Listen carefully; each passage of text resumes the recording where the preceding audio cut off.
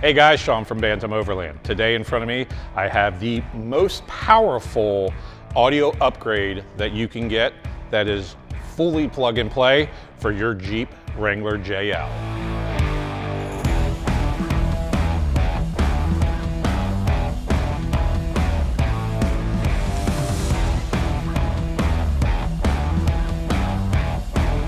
This kit fully encompasses all Jeep Wranglers from 2018 to 2023 and will work in both premium audio as well as bass audio. So let's go over some of the items that you get in the kit. First of all, you get dual 12-inch subwoofers for either side of your rear cargo area. You'll get a brand new overhead soundbar. You'll receive 2 lower dash speakers. Now these are coaxial speakers, as well as 2 tweeters for the top of the dash. Now to power all of this, you'll get not 1, but 2 amplifiers. First you have the 1000X1 monoblock, that'll run both the subwoofers, and then you'll have the M5 800X4 that will run the dash as well as the soundbar speakers. Also included in the kit is the Rockford Fosgate DSR1 from Maestro.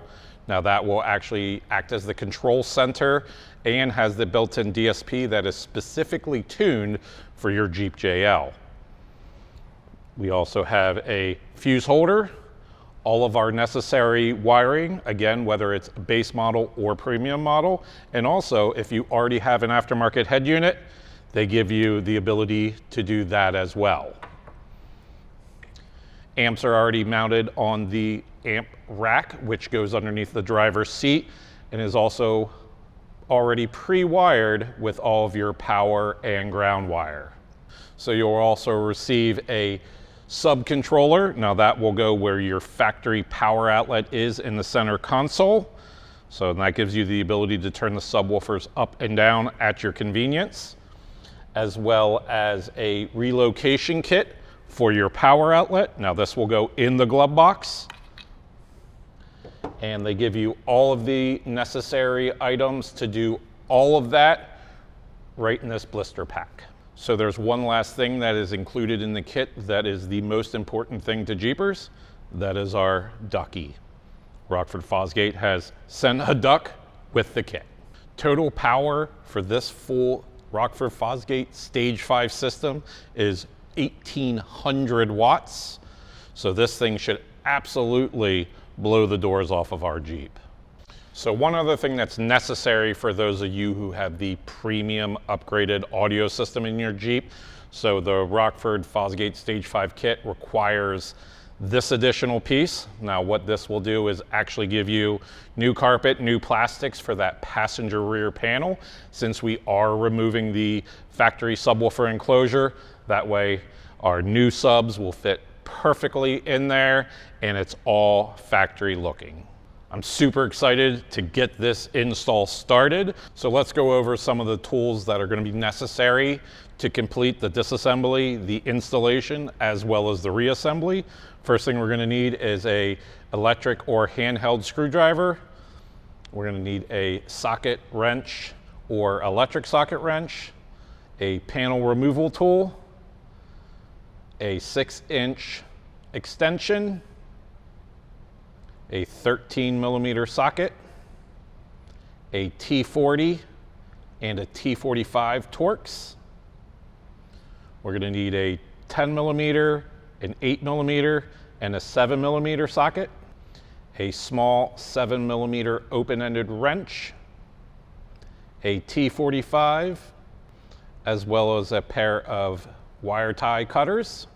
Now everything that you see here will use all factory bolts as well as factory connections. Anything extra that you need, Rockford Fosgate has included in the blister pack, as far as the tool to remove the power outlet, some extra wire ties, the power outlet relocation kit template, a hole saw, as well as a drill bit, and extra bolts to mount the DSR1 where the factory amp would go, whether you have bass audio or premium audio.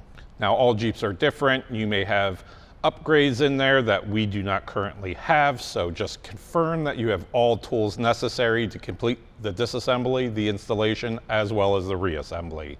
So now that we've gone over everything included in the kit, all the tools we're going to need to get it done, let's just jump right into the disassembly. Make sure you take out anything that is not necessary or may hamper the disassembly, installation, or reassembly in your Jeeps. So floor mats, clothing, tool bags, anything like that, get them out just so you have a clean, free area to work in. So now that that's out of the way, let's begin with disassembling the front dash. Then we'll go ahead and remove the seats. Now I'm removing the seats mainly for the video purposes. You don't need to remove the seats, but it does make it a little bit easier. Next, we'll move to removing the rear soundbar. And then finally, we'll remove some of the pieces in the back for the subwoofer. So before we begin disassembly of our Jeep, there's one thing we always want to do, and that is disconnect power and ground from both batteries. So the start-stop battery as well as the main battery. So again, open up your hood, gain access to your batteries.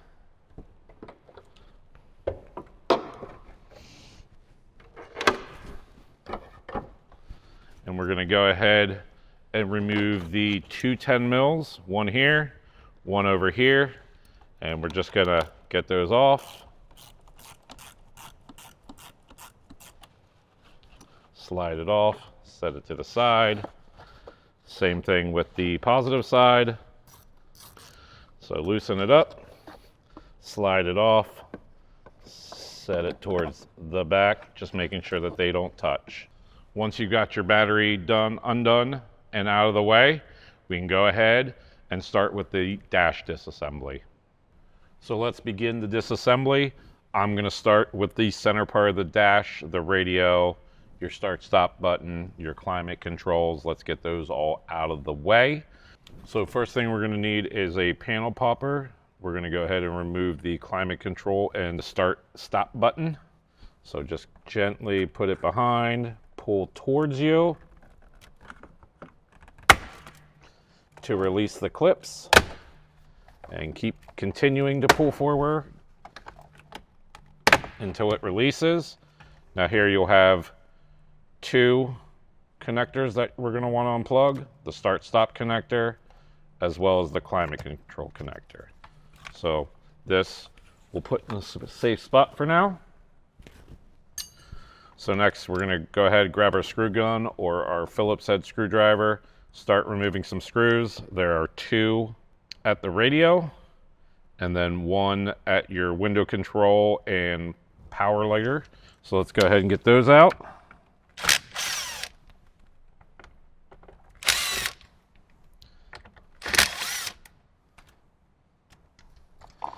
So we've got those three out. So that will allow you to release the trim bezel around the radio. So go ahead and just pull that towards you.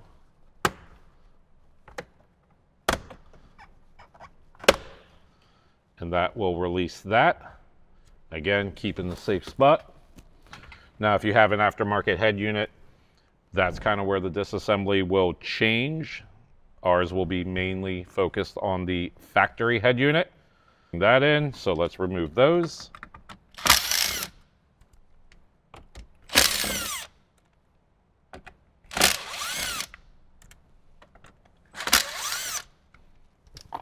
So now those four are out. So one thing you kind of want to remember is when you're sliding this radio out, you may want to take a picture of it just so you know where all of the different plugs and connectors go. So we'll go ahead and just snap a quick picture of that, just so we have it. There we go. So now we can unplug everything.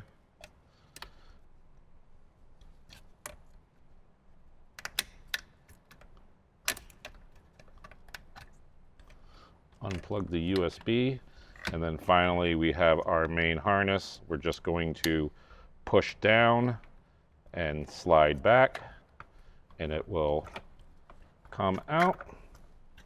And again, there's all the connectors for your factory radio. put it in a safe spot, make sure it doesn't get damaged. So now our factory radio is out. We can just kind of stick those wires back in there. We have one screw right here to remove. That will actually remove this entire trim piece. So go ahead and pull that. And then just gently pull towards you.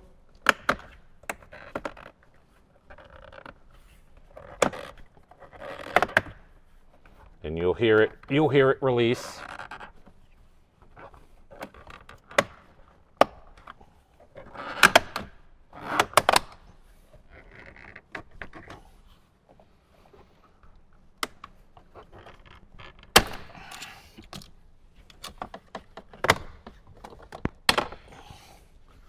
So it's released. Now, sometimes this will happen.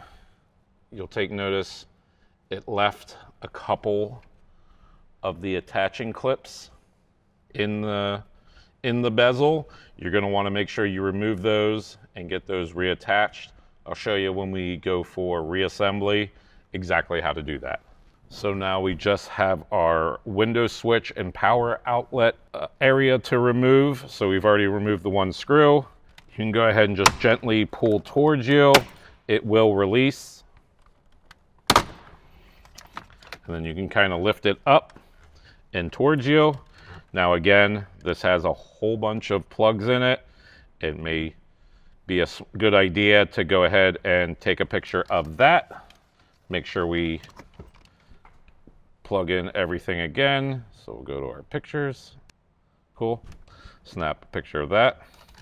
So we can go ahead and start unplugging everything out of that. So this red clip here, easiest thing, slide it out, and then you'll go ahead and unplug your window switch.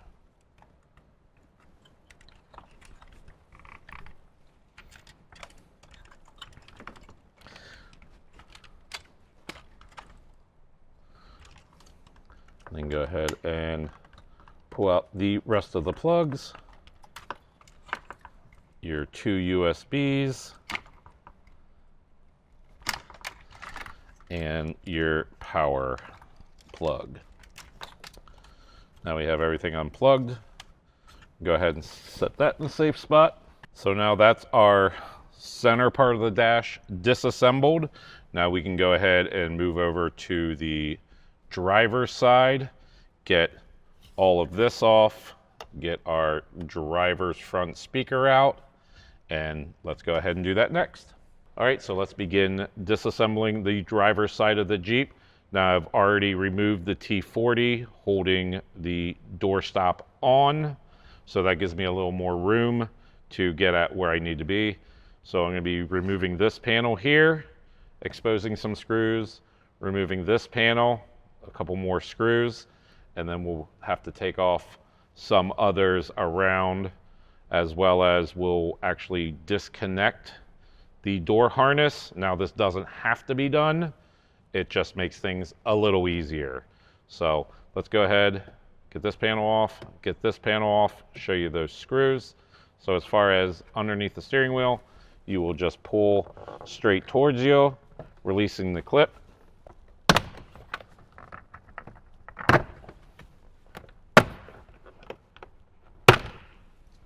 So that will release that. As far as this, we're going to need our panel removal tool again, and we'll just kind of gently get it behind, pop those clips. Just be gentle, don't mar your dash. And then we'll be able to remove that. So from there, it'll show us a bunch of screws that we're going to be removing. Now the one right down here in the corner is hard to get at. You may need to get yourself a 7mm open-ended wrench to kind of get that, as well as it may be helpful for when we remove the other 7mm that's down here. So let's go ahead, start getting some of these off.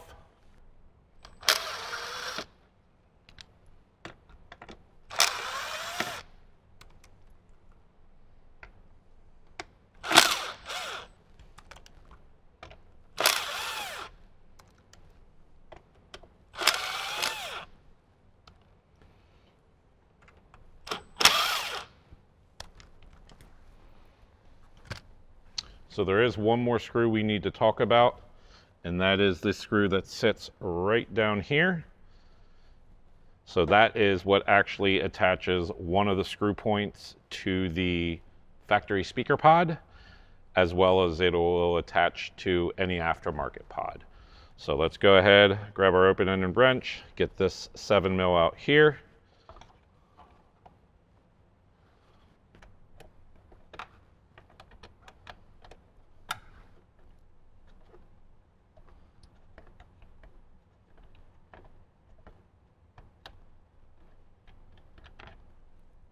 So there's that screw. So now we have a couple of screws along the dash that we need to remove. So they're on the inside. We don't really need to remove a whole lot past there. So let's go ahead and get these out.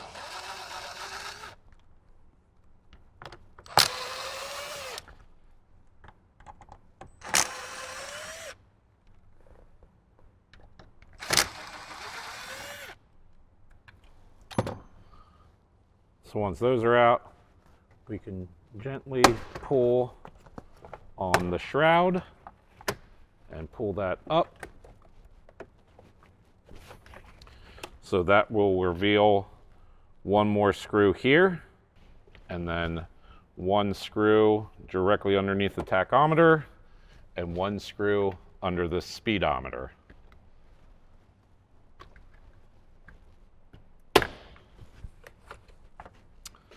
So let's go ahead and remove these two first.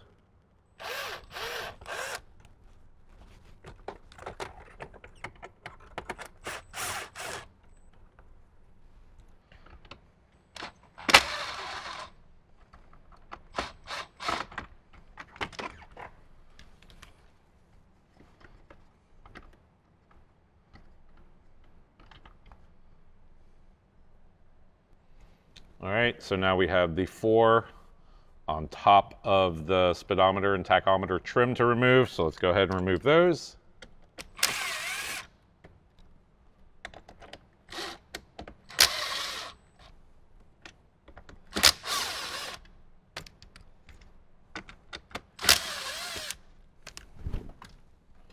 So now all 4 of those are removed. You can go ahead and pop this out.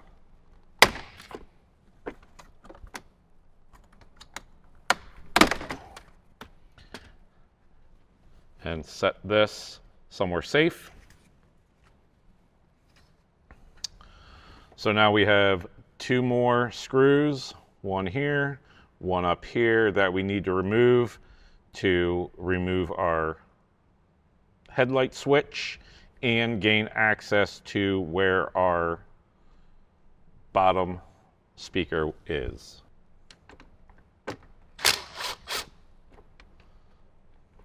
So there's 1, there's 2, and then this will kind of be loose.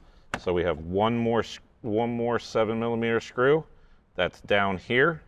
We'll go ahead and release that, and then this whole piece will be able to come off, and we'll be able to unplug our headlight switch. So now let's go ahead and get this last screw. It is easier to remove the door plug. So for that, slide that red pin back and then just gently pop up on the handle all the way and then remove.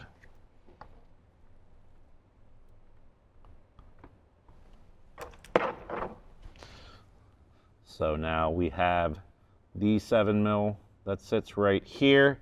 Again, it's probably easiest with a small 7mm open-ended wrench. So go ahead and get that loosened up.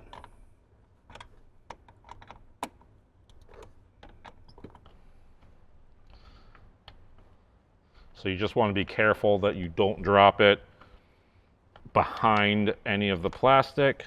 But I got it out. So now we can actually remove this whole thing. So here we have another locking tab. Slide that red back and then press in to release. Make sure we set this in a safe place. So now we can see where our factory speaker pod is. Now, again, there's a couple of more steps we need to take. So a base model will not have the antenna that is here.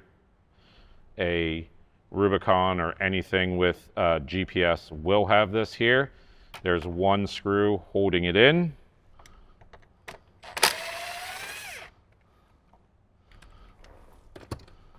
Then we can pull this out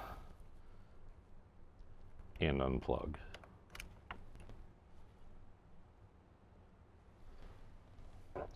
Set that in a safe place. Now with that out, we can see our screw holding in, as well as our screw holding in our factory enclosure. So from there, you can go ahead and take that one out, and this one out. Now here's where it helps to have the door all the way open. Again, you can get it without having the door all the way open, but it just makes it just a little bit easier. So let's go ahead and get these out.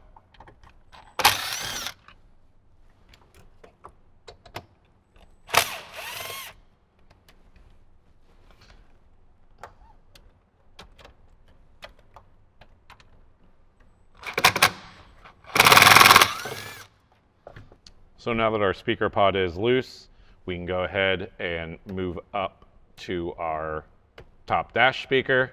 Pretty simple. We're just going to pop off the cover.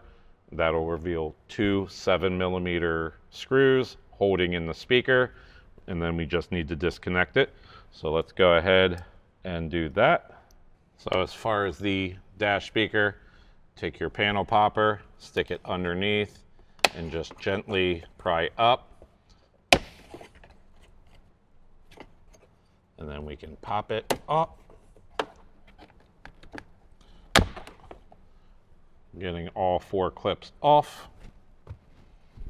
Now again, there's two 7mm, one here, one back here. We're just going to go ahead, use our socket wrench, get those removed.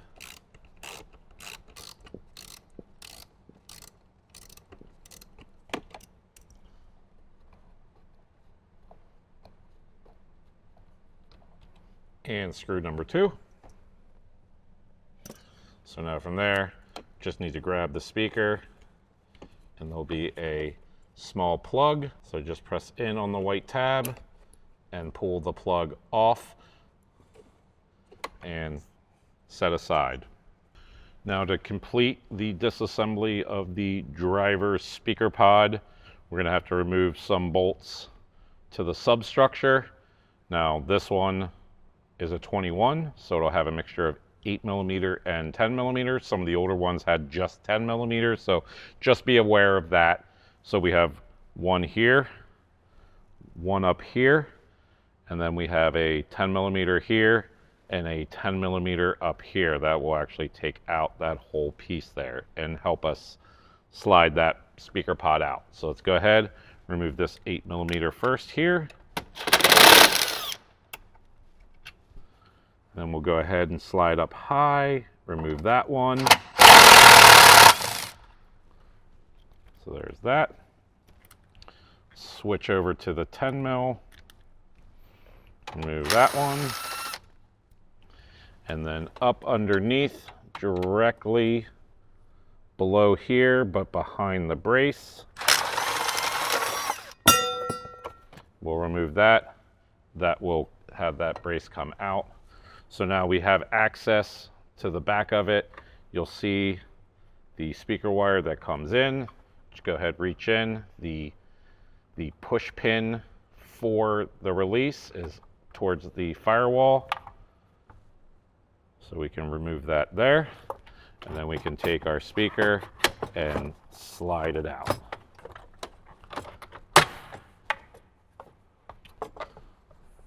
So once we have it slid out, you'll notice that there is a module on the back of that. That is your TPMS module. You're going to want to make sure you unplug that So there, go here. That's your module. If you forget to plug this back in, your vehicle will not start. So just be very aware that whatever you're doing, make sure that this is plugged back in. So now that the driver's side is done, we can go ahead, move to the passenger side, start getting that disassembled to remove our speaker pod and our dash speaker. So now we're on the passenger side, very similar to the driver's side as far as what we kind of need to remove on the sides. Now it's just a glove box. We'll have to remove the grab handle as well as the airbag area. So let's go ahead, start first by removing the glove box. So pretty easy, drop it down. There's a handle here that you want to lift up and pull out. You need to be very careful with that, because if you break it, your glove box won't lower automatically. So then pushing up on the catch and then just pulling the glove box out. Pretty simple there. So from there, we're going to go ahead, remove our side panel, and then remove our door wire harness. So we're going to grab our panel popper, again, just like the other side, just gently pop everything out.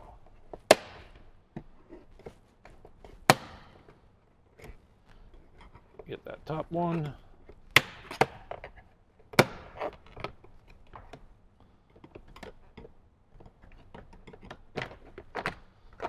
Go ahead and set that somewhere safe.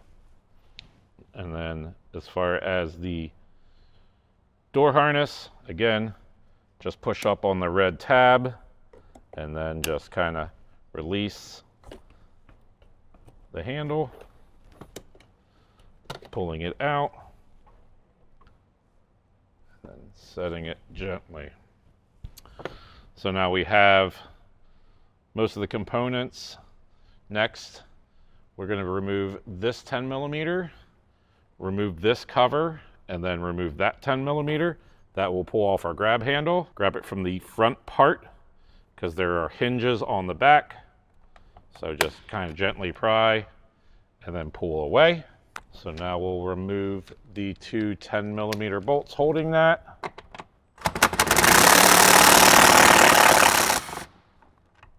So one. And two. So now you'll notice that there is a airbag cover here. So we need to gently get under that and put that out.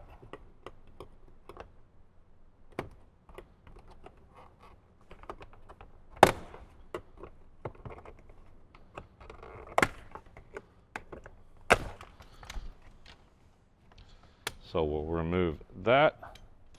So we had one stay in. We'll get that out once we remove all the bolts. So now we need to start removing some screws, just like the driver's side. We have 3 screws at the bottom. We have a total of 7 screws holding the airbag in, and then we have our screws on the side. So let's go ahead, start removing these screws.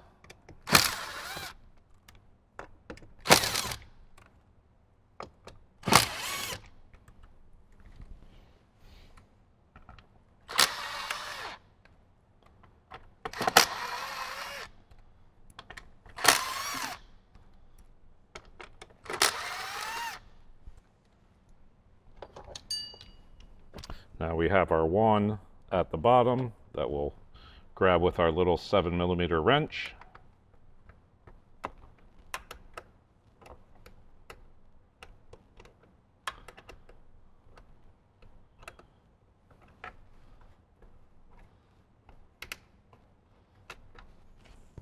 Okay, now all those are out. So that is a little bit free. So now we need to remove 2 13 millimeter bolts from up under the glove box, as well as unplug the airbag, because we'll actually be removing this entire thing, and the airbag is attached to this. Again, not that big of a deal. We've already disconnected the power and the ground from the battery. Should have no problems disconnecting it.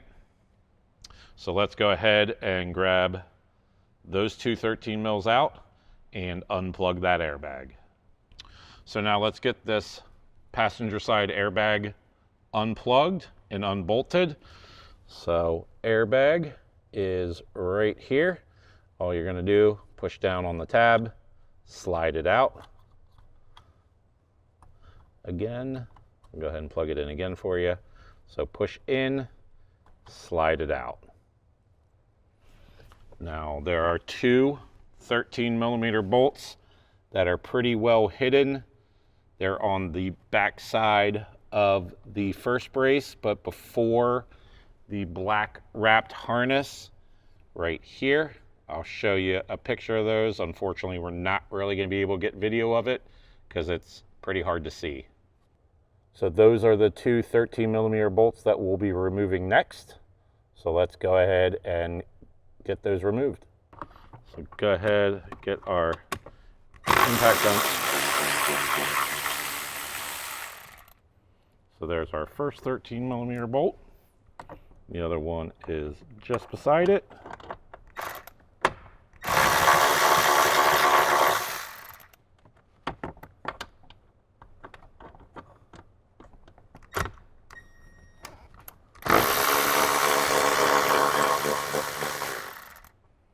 So there's our other 13mm bolt. So now that those two are unplugged, we can go ahead and remove the 6 screws from the actual airbag.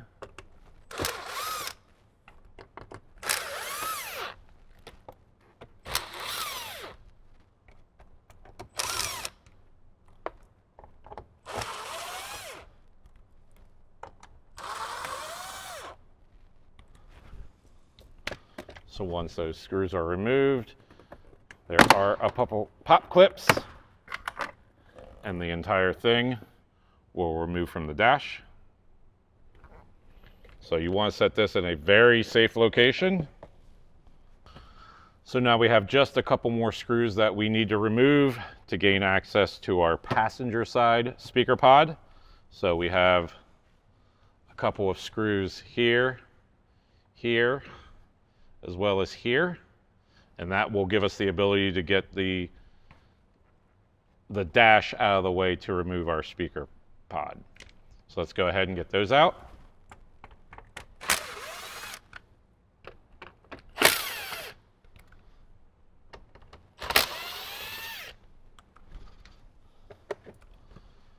So now that those three are removed, we should be able to gently pull out on our dash. So we have a little bit of movement here. So holding the pod into the dash, there is one just inside the glove box, and then one lower down here. And then we have the same one on the side that is holding the pod in from there.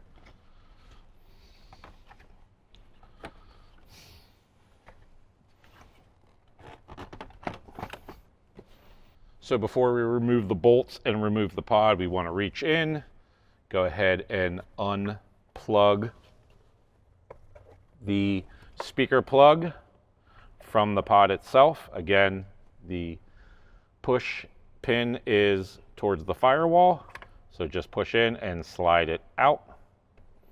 So from there, now we can go ahead and remove those remaining 3 bolts, and then we can remove that speaker pod. So we'll go ahead and grab this first one on the side.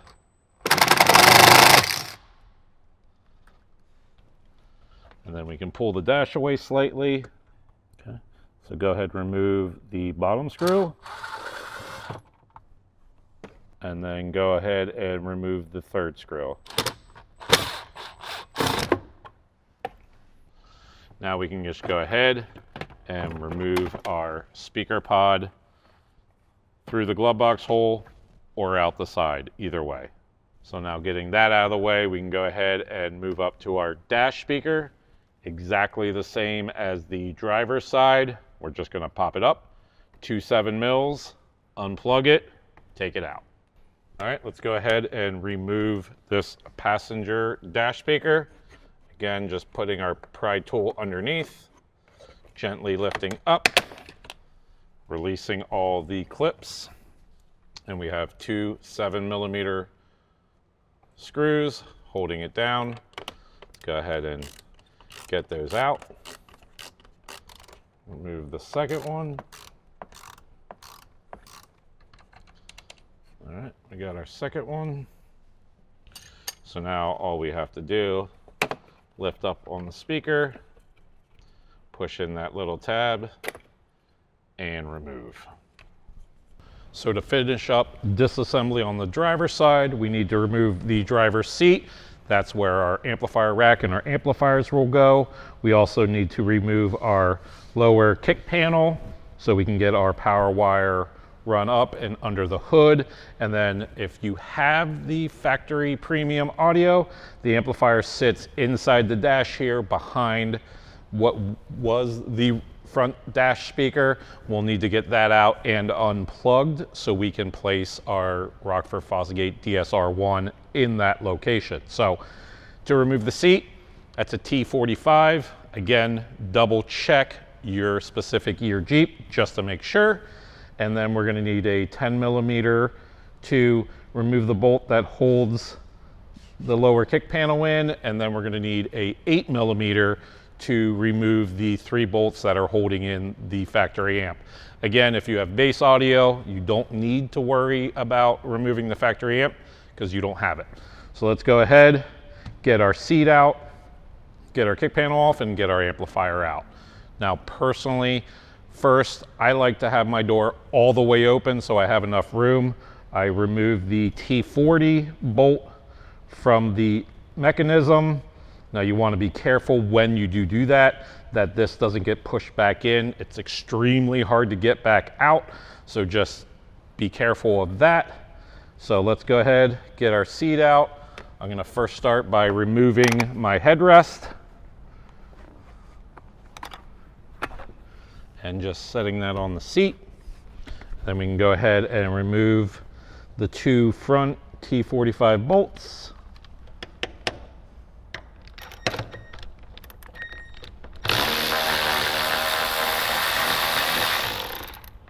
So there's the first one. The second one is towards the center console, facing straight down.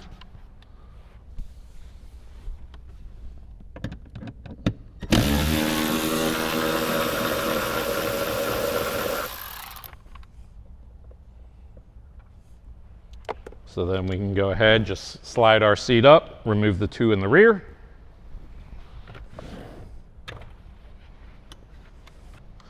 So let's get these 2 out.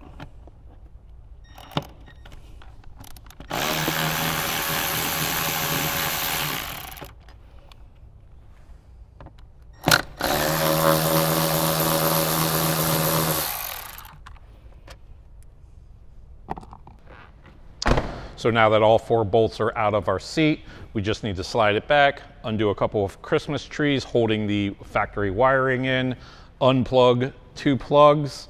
At least in this specific Jeep, there's 2 plugs. Get them unplugged and remove the seat. So let's get that done.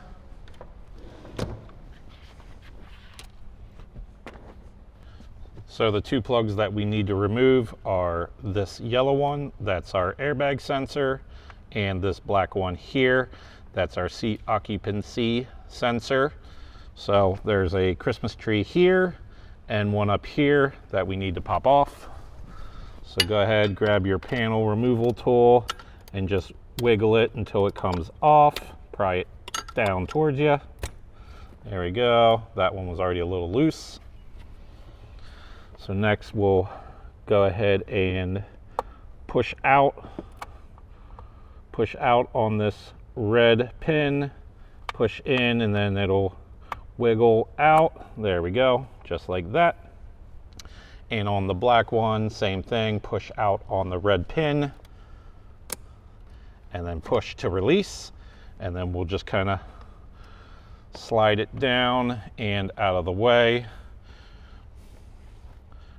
Go ahead and slide the seat down, and then just pick it up to remove it.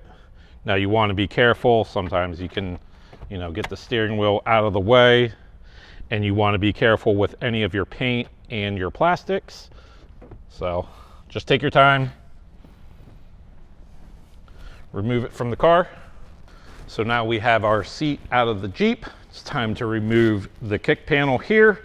Again, it's not very hard to do. If you haven't already opened up your door like this, you're gonna have to go ahead and unplug the door harness. So we're gonna do that.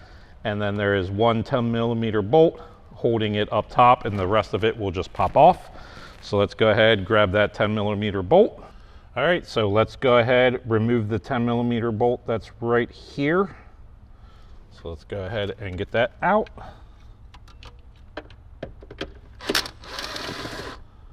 So it doesn't take much. So go ahead and slide that off.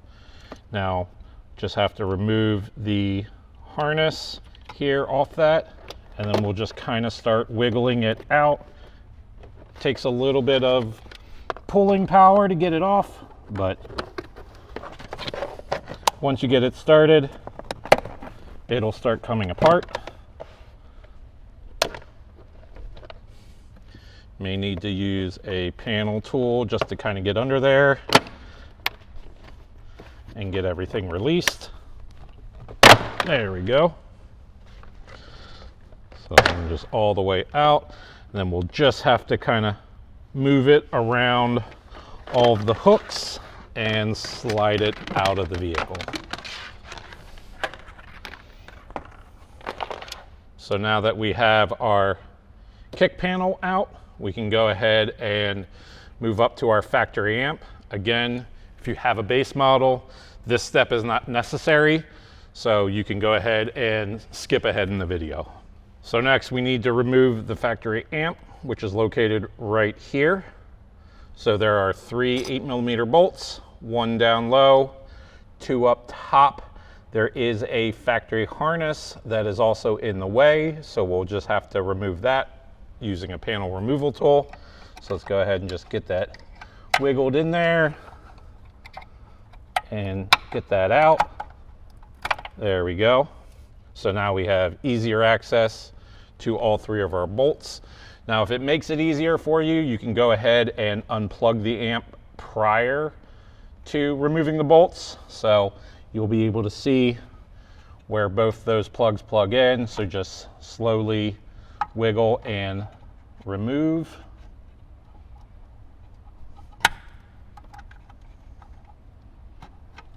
So just make sure to remove all 3 plugs. So now we can go ahead, grab our 8mm, remove the first one, remove the second one, and then kind of hold on to it to get that third one out. There we go. So now all 3 are removed. And we'll just have to pull the factory amplifier out. We can go ahead and turn our attention to the soundbar. So this has a lot of T25 screws. We need to remove some of the overhead panels, front and rear. This can be hard on the one-touch Skytop, so be careful. If you have a soft top or have the ability to remove your hard top, this makes it easier, but it is not necessary. So let's go ahead, start taking off all of our trim panels to gain access to our rear soundbar. So now it's time to remove the rear soundbar out of our Jeep JL. So we have 11 total T25 Torx along the side and the top. We have 3 T25 Torx in the top part of the plastics, and then another 11 total on the passenger side. So let's go ahead, start removing all of these, and then we'll go ahead and remove those, and then we'll jump over to the passenger side to remove those 11.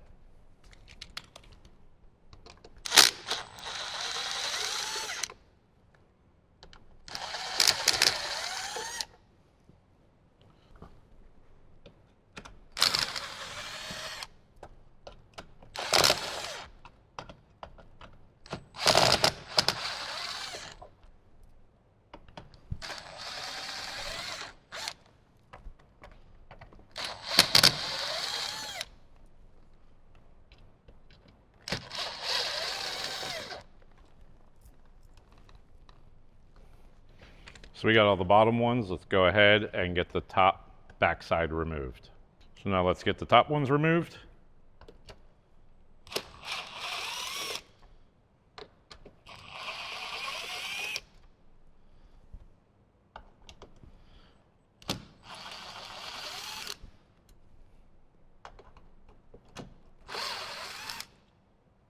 So now we're going to remove the 3 T25s on the top of the plastic trim panel. So let's get those done.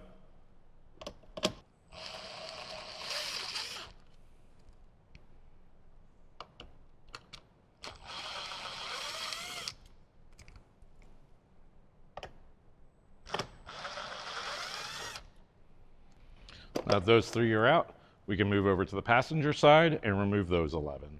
So now we're on the passenger side. We're going to go ahead and remove the 11 T25s from this side. I'm going to start on the bottom, then work my way to the top.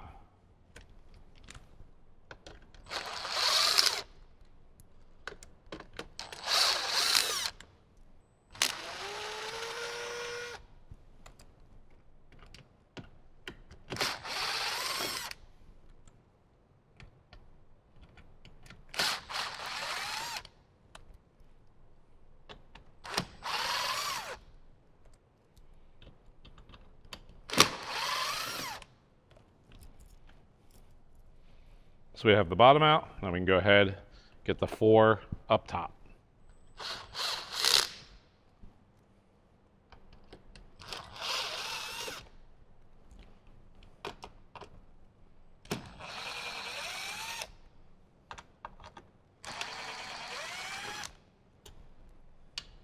So now we have all the top ones out. I'm going to show you how to remove the plastic pieces. So now all of your T25 screws are out. We need to take off all this plastic trim from both sides, drivers, passengers, front and rear, as well as the center piece here. So first with this side, just grab and kind of pull gently and then slide back, and you can actually leave it just hang there. From here, just take a little panel popper. There's a little pin that holds this into place. Once you release it, it'll drop down.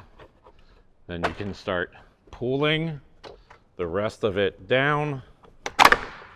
This side will actually physically come all the way out. And this side, you will take one and just kind of gently push.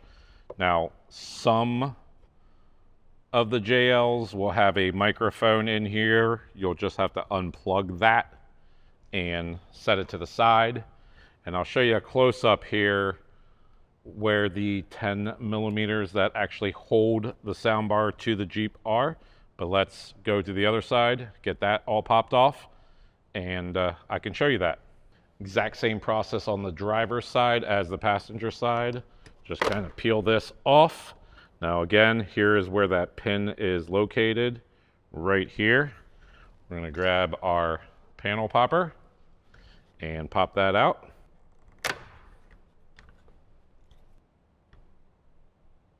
So once this pin is out, just like on the passenger side, continue on, removing the rear one.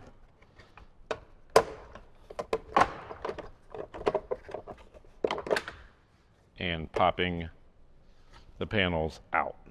So now we're going in the middle. We need to pop out the center light here. We need to release that, and then this piece will come off, and then that'll expose the entire soundbar.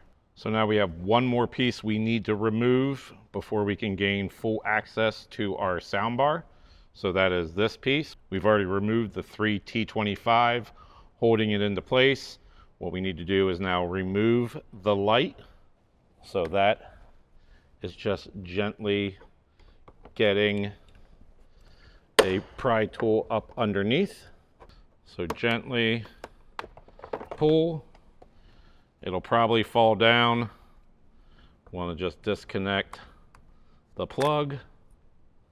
Set that somewhere safe. So now once that comes down, just gently pull on the actual piece to make it come down. Now we have full access to all of our bolts holding in our soundbar, as well as our soundbar speaker plug and our light harness. So we're gonna go ahead and just pop that off of there now. So that's popped off, and then our speaker plug is here. I'll show you how to unplug that once we start taking out the 10mm bolts. So now it's time to remove the 6 total 10mm bolts holding in our soundbar, and then we also need to unplug the speaker connection. So let's go ahead and start taking out those bolts.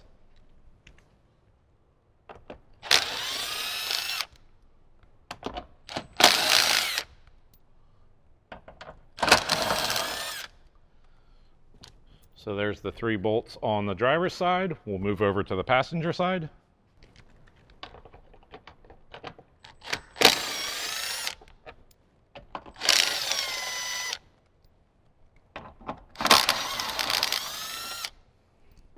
Now this is where it helps sometimes to have a second pair of hands to get the soundbar down and out. It's not heavy, it's just awkward. So let's go ahead, get our speaker harness unplugged by just pressing in and pulling backwards. Now, if the soundbar hasn't been removed before, it's got some of the Christmas trees to kind of hold it in. So you just need to kind of give it a little tug and a little tug. And now you can actually physically remove the entire soundbar. So we're almost at the finish line. Last thing I really want to show you is how to remove the OEM premium audio subwoofer from the passenger rear side panel. It's pretty easy, but it takes a little bit of work to do. So first of all, we're going to want to remove our slide out. Then we're going to remove the 3 T40s from the tie downs. We have a T25 that is behind the rear seat in the corner. And then finally, we have to just pop some of the little trim panels off. So let's go ahead, start removing all that stuff, and I'll show you how to do it. So first thing I want to do is I want to remove the cover panel. So with that, you'll just slide it back, and then you can remove it. Next thing I want to do is I want to grab my panel popper, and I need to flip these here and just pop the top, revealing the T40 on each one of these. And then this last one is actually backwards. So that reveals each of those. So with my T40,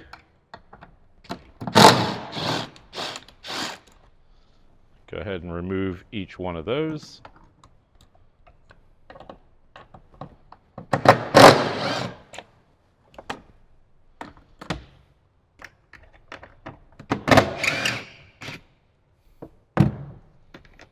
So now I've got all 3 of those out. So then that will allow me just to pick this side piece up and move it, which is giving us access to some of the bottom of the sub enclosure. So now I'm going to remove the T25 from right in this little cubby right behind the rear seat.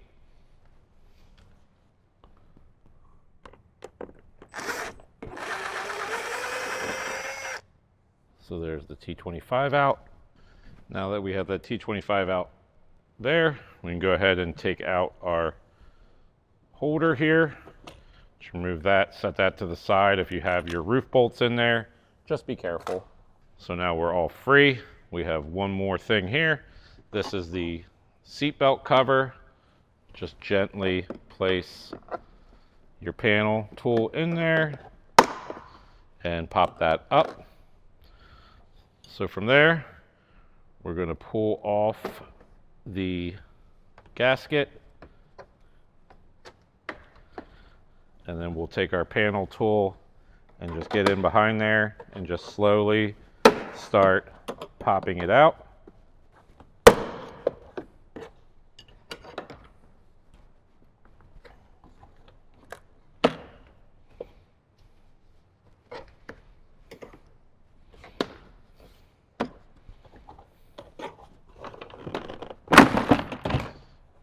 Eventually it will release. It's all on pop clips, so don't really need to be too concerned about it. And then we have one plug on this side. So this is the premium audio subwoofer plug. So just go ahead and unplug that. Once you get the factory sub unplugged, you can go ahead, just grab the whole unit and remove it from the vehicle. So for this installation, we're actually going to start from the rear and move to the front. Now this portion of the video is only applicable if you have the OEM premium audio with the subwoofer in the corner. So if you have bass audio, you can go ahead and skip to the actual installation of the sub enclosures. Now one thing you must have is you must purchase the new panel set if you have the OEM premium subwoofer here in the corner. So let's go ahead and show you what you're going to need to do. So one thing you want to remember is you're going to have to grab this little piece off the factory OEM subwoofer. This will actually be placed back in the panel. So we'll have to go ahead and remove the carpet from the passenger side and then install our new carpet and our plastics there. So let's go ahead, get the carpet out, get the new carpet in, get the new pin in, get it all nice and pretty, and then we can go ahead and start installing our subwoofers. So the piece of carpet that we are removing is right here. So our factory subwoofer would have covered till about here, but now we have a lot more plastic that we need to install. So super simple to get out. Just peel it out around and just kind of lift up and remove. So one thing that'll come in the box is a new hold down. So that will actually install right there. So just kind of get that twisted on as best you can. And then the new panel, grab your new panel, slide it in, making sure that we get our seatbelt up in there. So now it'll just be a matter of getting it behind the plastic everywhere.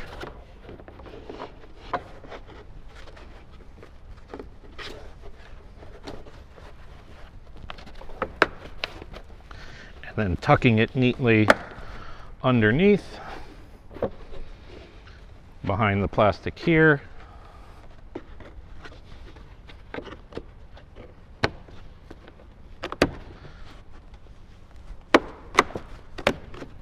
There we go. And then tucking the top underneath the rail, and then go ahead and line up your pop and get that all lined up. So now that that's in, obviously it's a new piece, so it's not going to be 100% able to lay down like the factory was, but that'll be in there good enough for now. So one thing to note, we have already done all of our sound deadening with the SoundSkins kit, so yours will look a little bit different unless you've already done that. So as a suggestion, do the SoundSkins install prior to doing any of the audio upgrades. So now our carpet's in. Next step, go ahead and get the plastics put on. So I'm going to start with this piece here. Just kind of slide it back, making sure we don't get any of the seatbelt in there. So just get it lined up for the most part. And then get it pressed down. Now you'll see It'll cover up the carpet there. Then we can grab our big piece, kind of get that all lined up. Again, just making sure we don't get our seatbelt cover stuck. Get it lined up. Now I like to just kind of pop off the trim here just to make sure I get it behind. And we're just lining everything up and pushing it in. It's all push clips. There we go. Now I can go ahead and get my seal back on. Get everything behind the seal so I don't have any water leaks. There we go. And then lastly, just put my cover from my OEM panel. There we go. And then pop our seatbelt cover back in, press that down, make sure that's all the way down. So now we have more of the bass audio rear area. It's not necessary to do if you have the bass audio, but if you have the premium audio, you will need to do this. So now this is all done, it's in, everything is secured everywhere. So now we can go ahead and grab the passenger sub, get that mounted, get that secured down, and there's a cable that we're gonna have to run over to the driver's side. So let's go ahead, grab that, and get that done.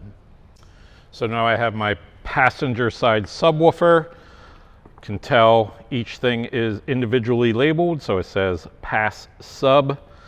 So cool thing is, it's got a little hook here that will actually hook onto the underneath of the body, and then all 3 bolts that line up with our factory hooks will mount right there. So let's go ahead, get this slid into place.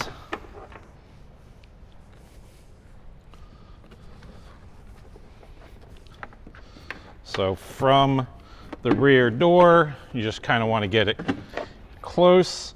Now this cable will run over to the driver's side, but what we want to do is we want to get that hook in there. So we just kind of lift up and slide into place. Now you may have to do some adjustments just to make sure all of your holes line up, but get it into a general spot. Then we can go ahead and get our speaker wire run. So just by, you can run it this way. You can run this down and around however you would like. But we're gonna just go ahead and get it run like such. Over to the driver's side here. There we go.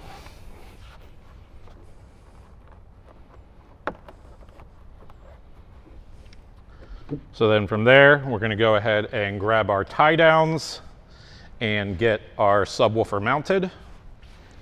So you'll be able to see, now sometimes you may want a second person to kind of help hold everything and get it stabilized while you get everything in, but we'll see how this works.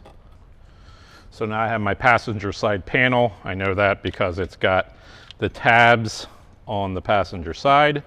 So we're going to go ahead, get these out, and then we're going to line everything up. We'll have to give a pretty good push in to get everything lined up.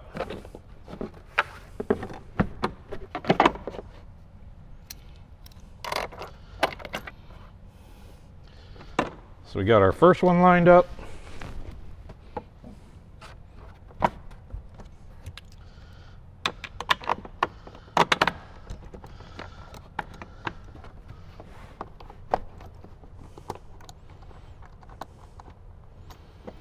Second one lined up,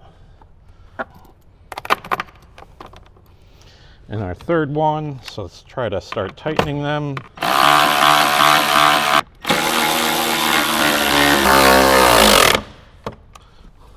So now they're all tightened down. Give it a little tug. Yep, that's in there. Close up your caps, And then we can move over to the driver's side.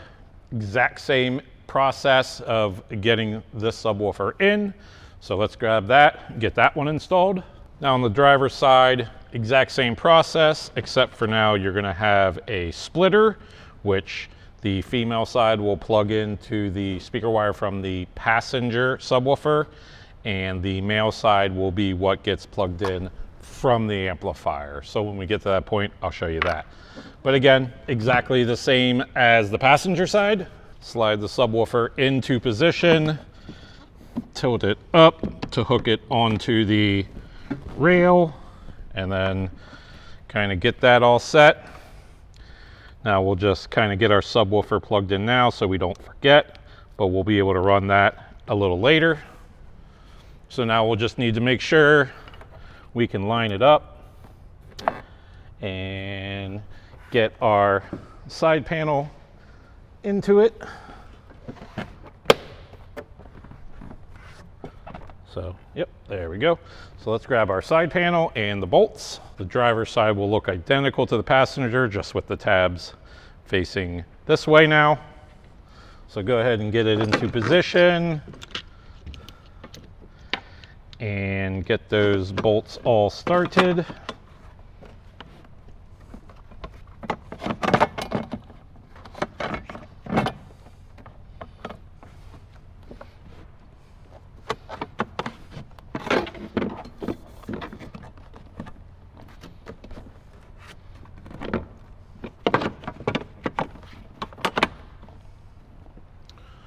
Once you get them all started, go ahead and get those tightened down.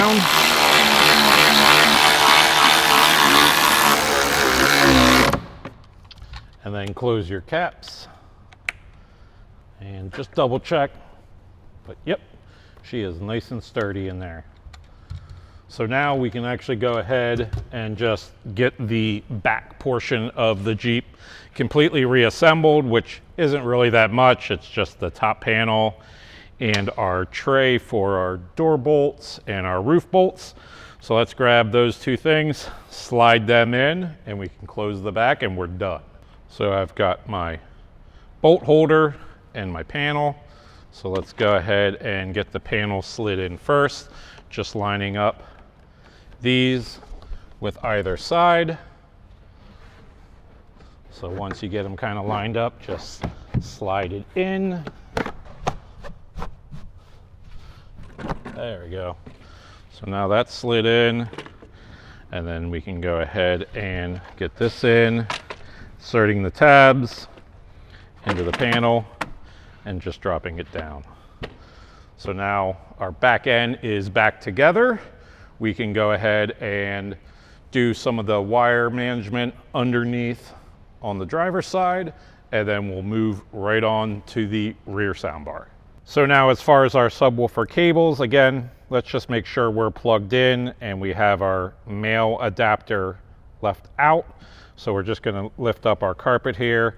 And for now, just stick it underneath the carpet, because what's gonna happen is our subwoofer cables are already connected to our amplifier. That's gonna go underneath our driver's seat, and we'll run it from there back underneath the carpet. So once you're all done with that, just tuck your carpet back in, making sure, you know, if you need to do any wire management, that's all done. So now it's time to install the soundbar. If you have a second person, it is helpful just because it has a little weight to it and it's a little odd. But first thing you want to do is make sure you grab your soundbar plug, get that plugged in, making sure you hear that click. So from there, you can go ahead and just get it set in. Should be able to line it up relatively easily if you're only one person. Get two of the 10mm bolts started in there while holding it. So there we go. Go ahead and just gently get them tightened down just to make sure. And then from there, you can go ahead and get the bolts on the outside started.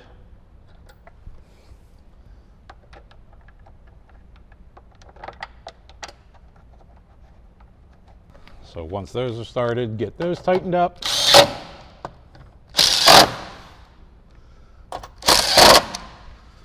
And then move over, get the other two.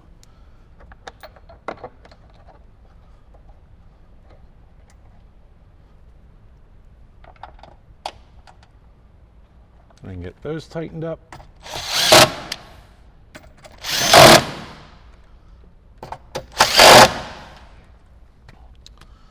So now that those are tightened up, we're plugged in, we can go ahead and actually replace everything, all the trim panels back on, starting with the two here, and then getting the rest of them on, and then finishing with the very last one, which has our dome light in it. So let's go ahead and get that done now. So starting with the one that kind of looks triangular, we're going to go ahead and get this one in. So first, just removing that a little, getting that push pin in. And you can get this one kind of slid back into place. And just lining up all of the pins with exactly where they go, and then just pushing them in. So just making sure it's nice and tight. Grab your one for the rear, get that slid into place and locked in. There we go. So just confirming that all the lines line up, everything looks good. So now we'll have about 11 of the T25s to put back in. So you can start them by hand or put them directly in. Just be cautious if you're gonna just put them directly in, and make sure everything is lined up.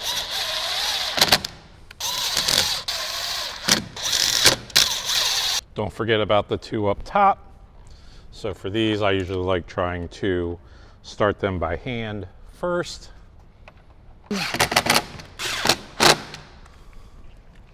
So then moving on to the front side.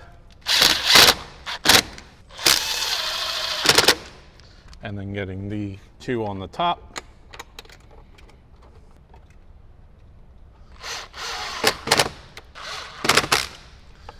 Now we're tight in there. So now we can go ahead, move to the driver's side, get all those trim panels back on, and then we can move on to the front passenger tweeter on top of the dash and the pod on the lower part of the dash. All right, let's get our trim panels back on the driver's side, starting with the main piece. Get that pin locked in, and then getting everything lined up and pushed into place.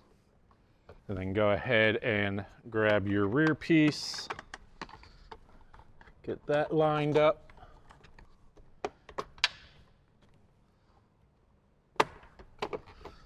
There we go, get it lined up. Okay, then you can go ahead and start putting your T25 Torx specs in.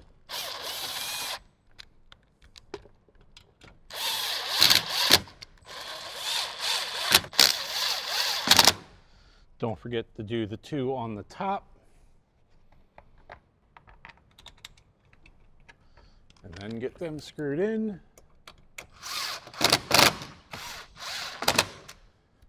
So now the back half's done. We can go ahead, grab our bolts for the front. Getting our two up top. Now this is a much easier process when the top's off. You don't have to have the top off to get this done. Just makes it a good bit easier. Okay, now that that's all done, we can go ahead and get our middle piece in, which houses our dome light. So from there, just go ahead, plug in your dome light, make sure it clicks in, and then you can just line up everything back in and press that in, and then line up your dome light.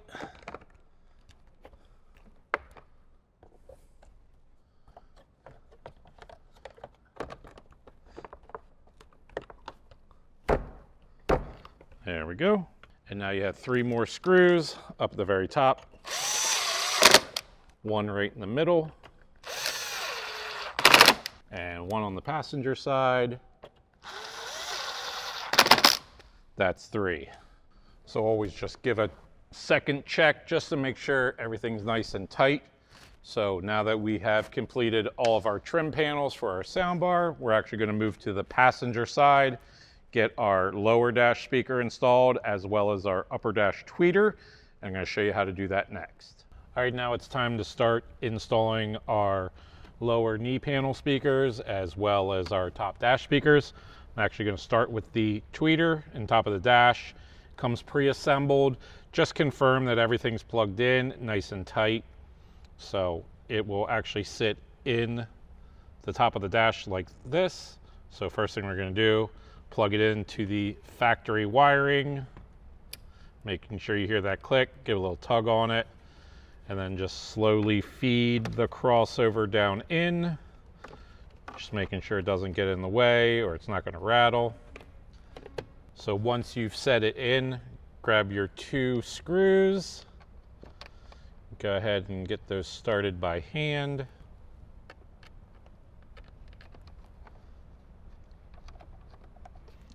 So once you've got them started, you can grab your 7mm socket and just go ahead and start getting them tightened down.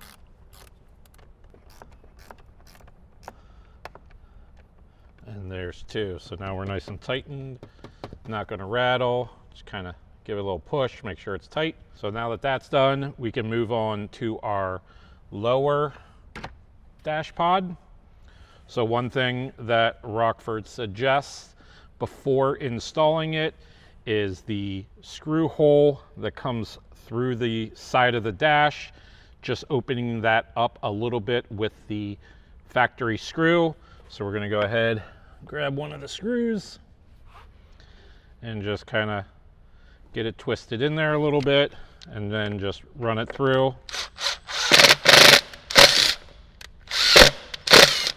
So now we've opened up that hole a little bit. We'll do the exact same thing on the driver's side. So now we can actually go ahead and get this installed.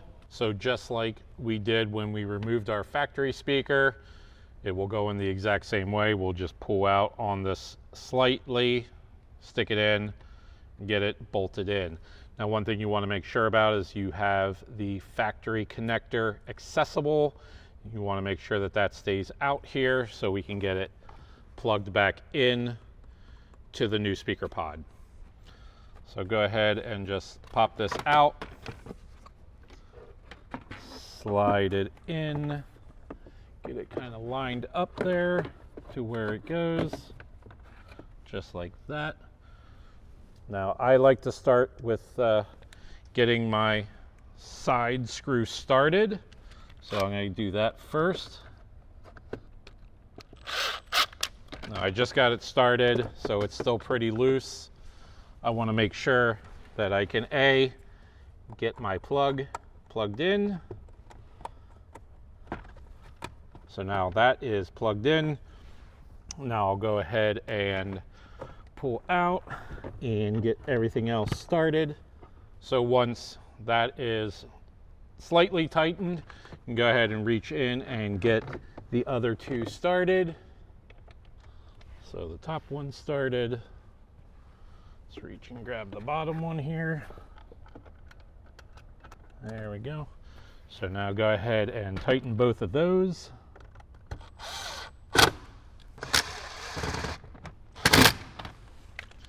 So now just double check, make sure that's pretty tight. We know we still have to tighten up the one on the corner, but for now we can go ahead and get the dash panel kind of back on.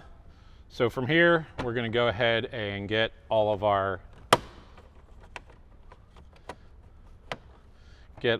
screws back in that go behind everything, not worrying about our airbag currently or anything in this area, because we're going to move there next. So let's go ahead and get some of the screws in on the side, on the bottom, here, here, and here as well. So start with the side.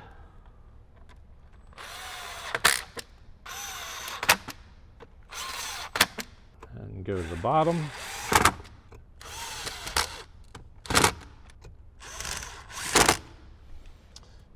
And we'll get the 3 up here.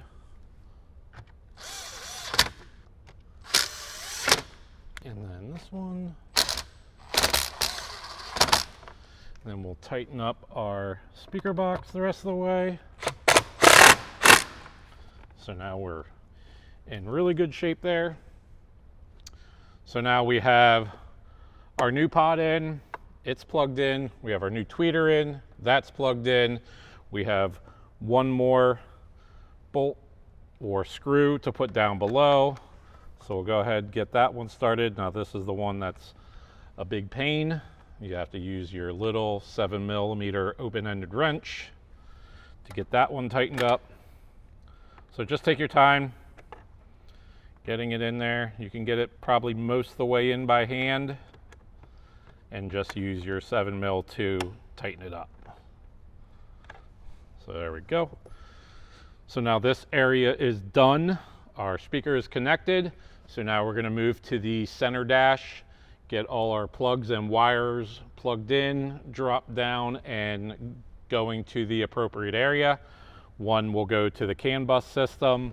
The rest of the stuff will basically drop down and shoot over to our driver's side. So once we get our amplifiers mounted, everything will plug in there. So let's go ahead and start getting that all done. So now it's time to start running wires from our factory or aftermarket head unit to where our DSR1 will live. So first of all, if you have a aftermarket head unit, you're going to use this plug. So this gives you RCAs. Plug in the RCAs, and then you'll plug this side into the DSR1. Now we have a factory head unit, but we are planning to put an aftermarket head unit here in the very near future. So I'm actually going to go ahead and run this now as well. Next, we have our main harness. So if you are keeping the factory radio, you're going to use the T harness. You're going to run these two towards the driver's side, and you're going to run the CAN bus towards the passenger side and plug it into the green CAN bus bridge. We also have the 12-volt power jumper. So this is going to take that 12-volt power from here and move it into the glove box, and it also gives you an additional power outlet so you can hardwire something else into it if you have a radar detector or a dash camera, something like that. So that will go on this side. And then lastly, we have our cable for our base controller, which will very soon reside where the power outlet was, and that will run towards the DSR1 as well. So let's go ahead and start with the biggest thing. So we'll go ahead and get our T harness in. So first, kind of get it separated out, figure out what's going where. So first I'm going to go ahead and grab my CAN harness, which is going to go towards my passenger side, and kind of slide that down in there while I'm reaching my hand up. Now with the airbag out, you can see almost everything. So we have that. Get that into the glove box there. Next we'll grab our other two harnesses here and start feeding them down behind the metal brace. Be careful, that metal brace is sharp, so just use some caution.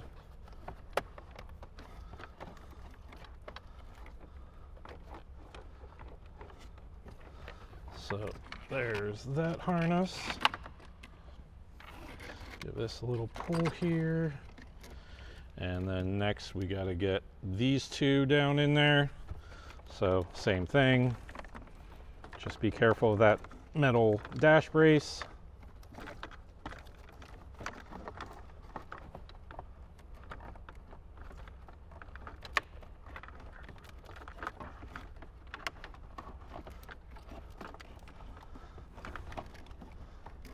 This bigger harness will take a little bit more finesse to kind of get through. Again, just take your time. Everything will come through. So once everything is run down, you can go ahead and plug in the female side to the factory.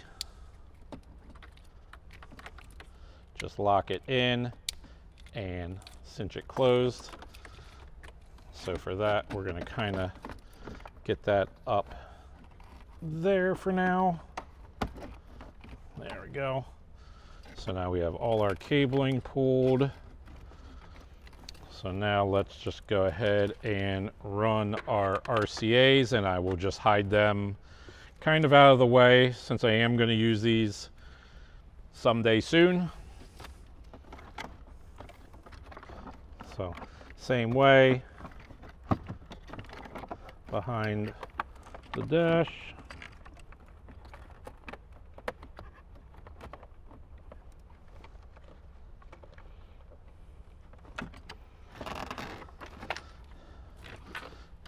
There we go. So I'll just kind of leave these up and behind the heater vents here, just available for later. Now, if you have a aftermarket radio that has a external tuner, you're going to want to make sure that you have those RCAs plugged in wherever that external tuner is. I know some companies have it underneath the dash here, so just make sure you know exactly what you have.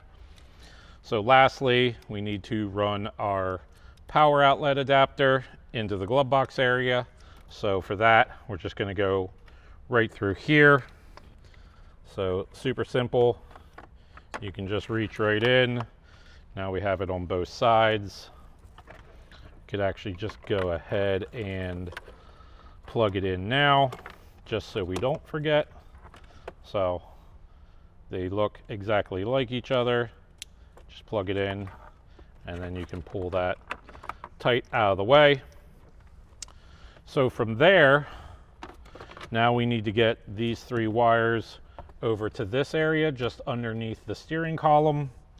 So again, depending on how you like to do things, just kind of get stuff cleaned up out of the way, making sure nothing's tied behind anything else.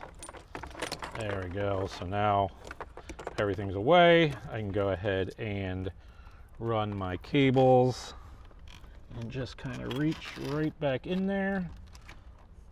So now there's my speaker leads. This is my RCA side, which I will not use right now. So get that pulled through.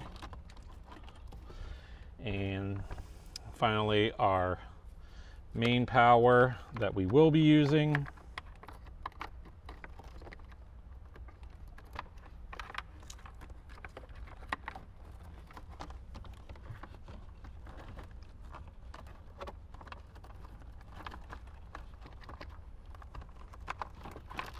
There we go. So now everything's over here. It's not in its final home, but it's over here for now. So now we can actually go ahead and just confirm everything's exactly kind of where it needs to be. We can actually put in our head unit. I'm not going to do that quite yet. I'm going to actually go ahead and grab our centerpiece here with our subcontroller in it. Going to go ahead and get our CAN bus plugged in, as well as get our new power outlet plugged in and all done. So let's go ahead, grab those things, get them all plugged in, and we'll do that next. So now let's install our new subwoofer control in our 12-volt power outlet, and then use our relocation kit to mount our new power outlet inside our glove box. So now it's time to open the blister pack with some of those accessories.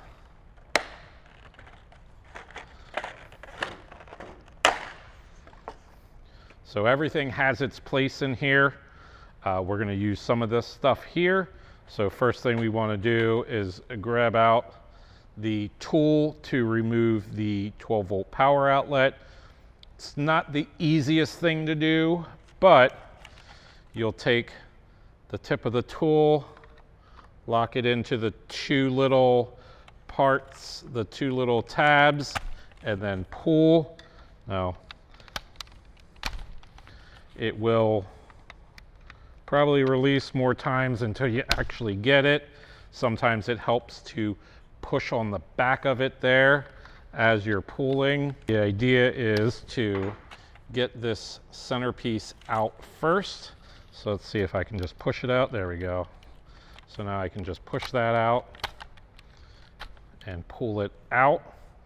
So now from there you can just use the tool to depress the 3 other tabs to pop it out all the way.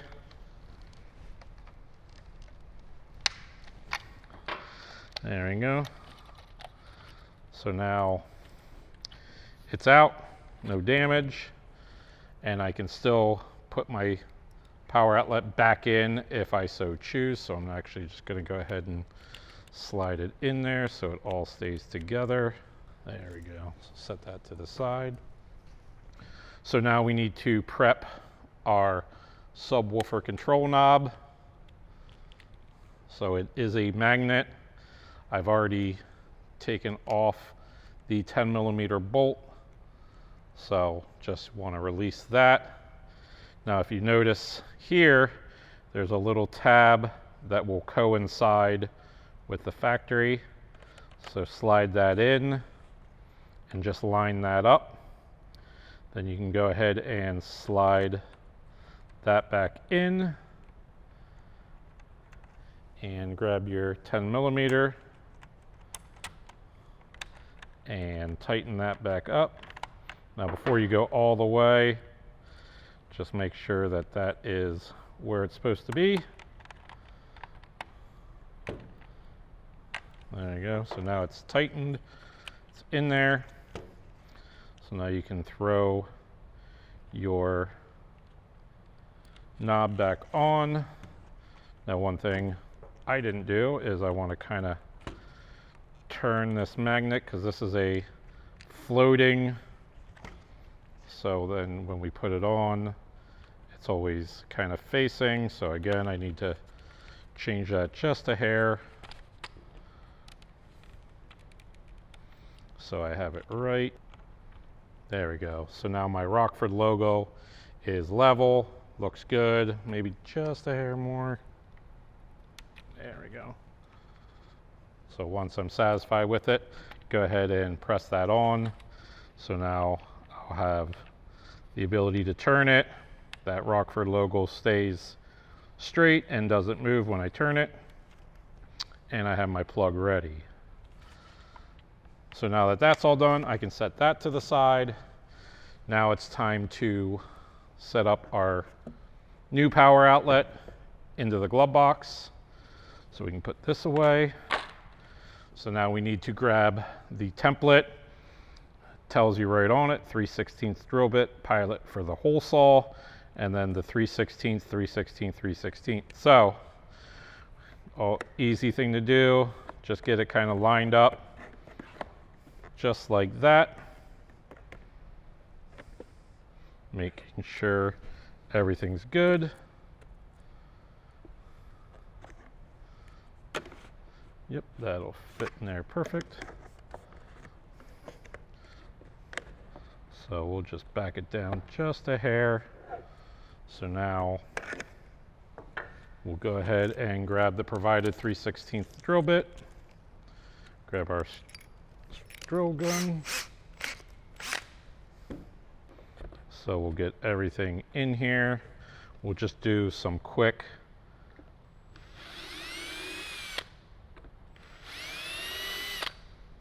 marks.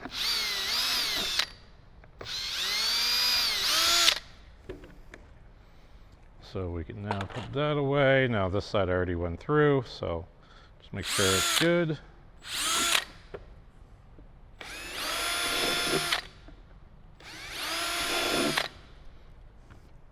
So now we have our 4 holes drilled. So let's just line this up, make sure. Boom. Sits in there nicely, just like that. So now we can grab the provided hole saw, get that onto our drill.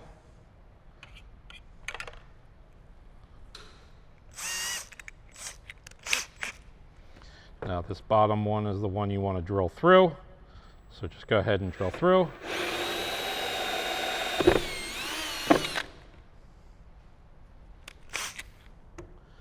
And put that back. So now we have everything on. We can go ahead and grab our plug, bring it through. Kind of leave that hang there for a second. Now you'll see 12-volt relocation mounting bolts. So let's grab those out. 3 of those with washers. There we go. Get the washers on.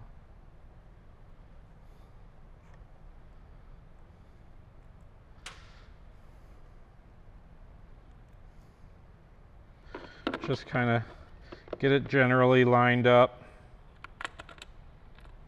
Get them started.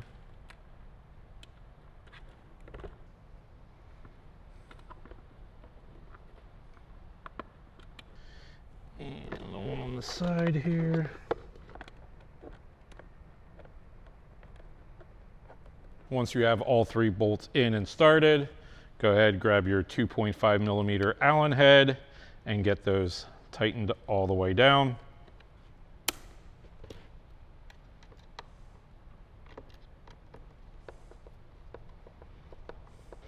And the one on the side here.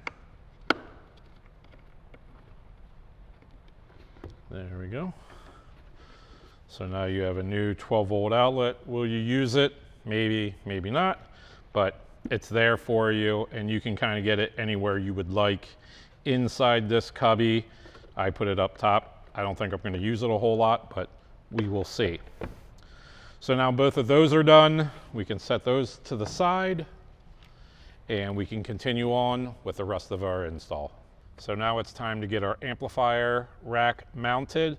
Great thing about this setup, we don't have to touch any of the gains of the crossovers. It already comes preset, ready to install. So once we grab our amplifier rack and our amps, we'll have a couple of cables coming off. We just need to make sure we get them going in the right direction before we mount it and ground it.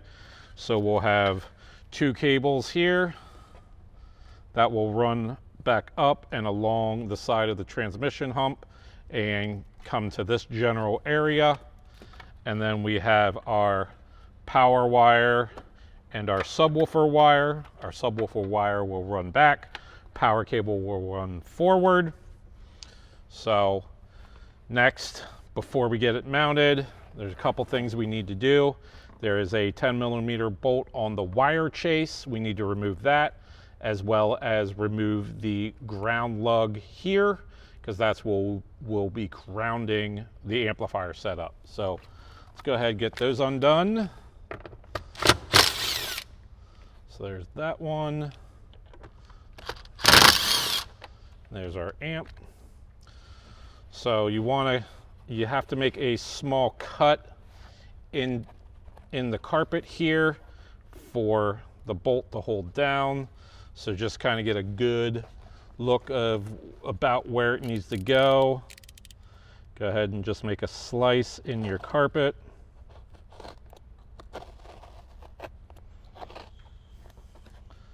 And then kind of make the X there so you can get at it. There we go. So just like that. So now I'm going to go ahead and kind of get this mounted up, just kind of get everything out of the way. Again, take this very first one, get everything in there. So right now I'm lined up pretty well with everything. So here and on the ground lug, I want to make sure I have my ground out so I can mount that down like such. So we can get that on there, get that bolt started. Go ahead and get this bolt started here. There we go. Get those both tightened up. So that's down. And that's down. So everything lines back up. So now we can grab our 2 wires that are going to run up under towards the dash, and we're going to go ahead and start running those. Now, Rockford even suggests that you just run it underneath the plastic, and then you can drop down this carpet here, just pull it away slightly, and you'll have full access here. So we can go ahead and just kind of get that tucked up under and keep running it all along the side here.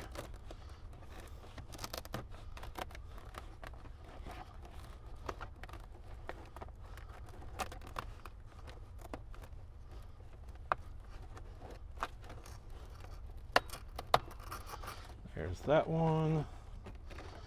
We can get this one up under.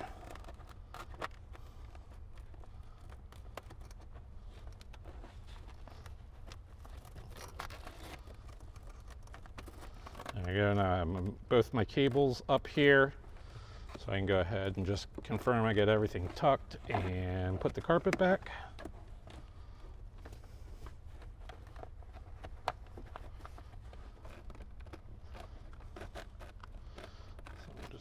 Clean it up a little bit.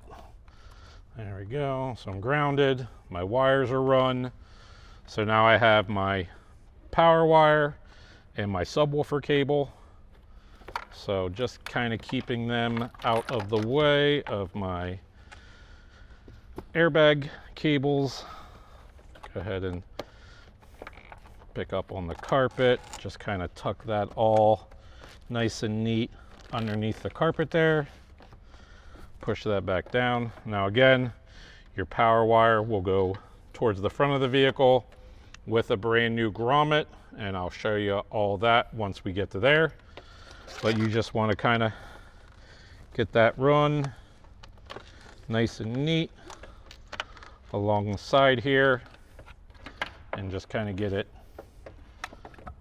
all tucked up under. And then as far as the subwoofer cable, we're just going to run it right back to the back where we left our sub. Easiest thing to do there is just kind of get it tucked underneath this sill plate. So once you start getting it run, it's pretty easy to get it under there. You may need your panel popper, something like that to get it the rest of the way run. So let's go ahead and grab that, get that run. And then our amplifiers will be installed, ready. We can do the power wire, we can do all of our DSR1 stuff, get it all tightened back up, and take a listen to it. All right, just gently lift up on the sill plate, and you can kind of get that all run underneath. You can also remove the sill plate if you so choose, completely up to you. So we want to have our cabling run underneath the carpet here, and we're just going to plug it directly in to the cable from the subs that we ran earlier, making sure we hear that click. And then you can go ahead and hide the rest of that cable as best as you can. So now that our subwoofer wire is run and connected, we can move back to the front. We're going to go ahead and run the power wire with the included grommet through the firewall. Now, one thing I must say is that this is specifically for the automatic Jeep. If you have a manual Jeep, this grommet will not be there. Now, I'm meaning on the vehicle side, it will be included with the kit. You may have to trim it off and make your own hole through the firewall, but this is an automatic, so I'll show you exactly how to do it if yours is an automatic as well. So now it's time to run our power wire through our firewall. Again, automatic transmission, it's ready to go. It's already got the proper grommet on there to replace the factory one with. With a manual transmission, you're going to have to make your own hole.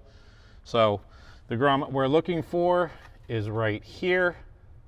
So it's where the clutch would come out. Easiest thing to do is you can really just kind of push it out. It'll pop down onto the floor and come right out.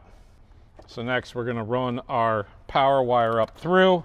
So underneath the carpet and then up through. If you have another person to give you a hand, now is a great time to have that. So we'll go all the way in, and then we just have to confirm that we have our pins the right way, and that will lock right in, and you'll just be able to turn it. So now that's in. So now we can go underneath the engine compartment, grab it, and run it over to the battery. So before we start running the power wire, there's a couple things we're gonna wanna grab out of the blister pack. Gonna wanna grab some of the wire ties and then some of the edge clips, because we're gonna run our power wire behind the coolant and then up along top to right around this general area. And then the fuse holder will go up where those factory bolts are and kind of hang out right there. So from here, go ahead, grab your power wire, make sure it's up through. We're gonna go behind the coolant tank and just gently, because that metal is sharp, get it going around there. We'll go ahead and grab a wire tie to secure that to the factory cabling here. So, but we're not going to tighten it all the way down, just kind of get it. We want to make sure that we have enough cable to get exactly where we need to go. So then we're going to grab our edge clips and our cutters, and we'll get one of the edge clips about here. There we go. And get another one right about here. There we go. So now from there, we can kind of hang our wire, run our wire tie down through, just kind of get it started for now. Same thing on that other one.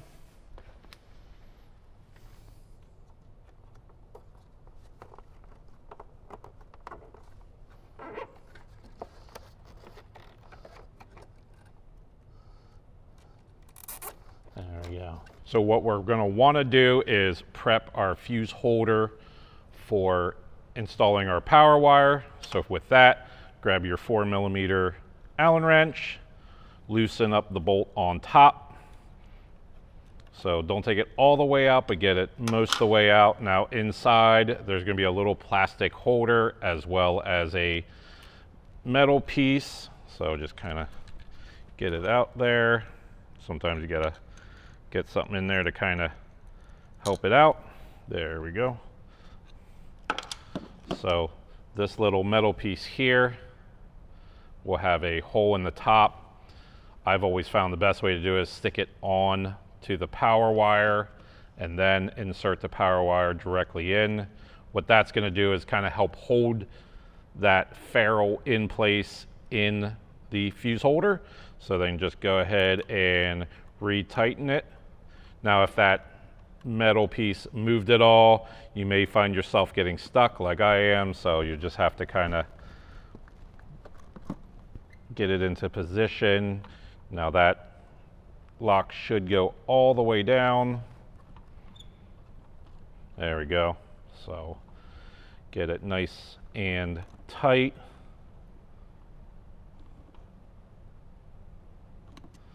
So now that's not coming out. We're good there. So grab your fuse holder cover, get that back installed on there, making sure it is all the way down.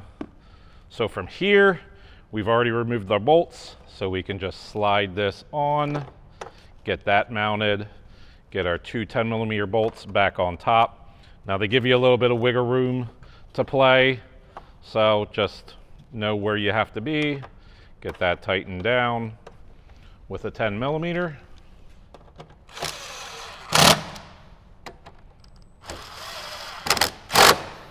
So once your fuse holder is installed, we have to install the power cable to the battery. So pretty easy process. Now you can choose to do it now if everything's installed and you're comfortable with doing that, or you can wait until the entire vehicle is put back together, then do it very last thing. Completely up to you, but I'm gonna go ahead and just do it now, show you what to do. So first, find either an empty spot or a spot that will accept the power wire. It's either gonna be a 10mm or a 12mm at the battery. So I'm gonna go ahead and go with this 10. So remove the nut, bend everything in. You're going to get a little bit of a spark. Now that's just the caps charging in the amplifiers. Go ahead and reinstall the 10mm back on there and put your cover back on. So once you're done with all that, now it's time to kind of get these wire ties tightened up, get the power wire all cleaned up. So we're just going to go ahead and pull a little back through and get that tightened. Grab our cutters, cut that one, the next one down, just kind of, again, keeping it tight, nice and neat.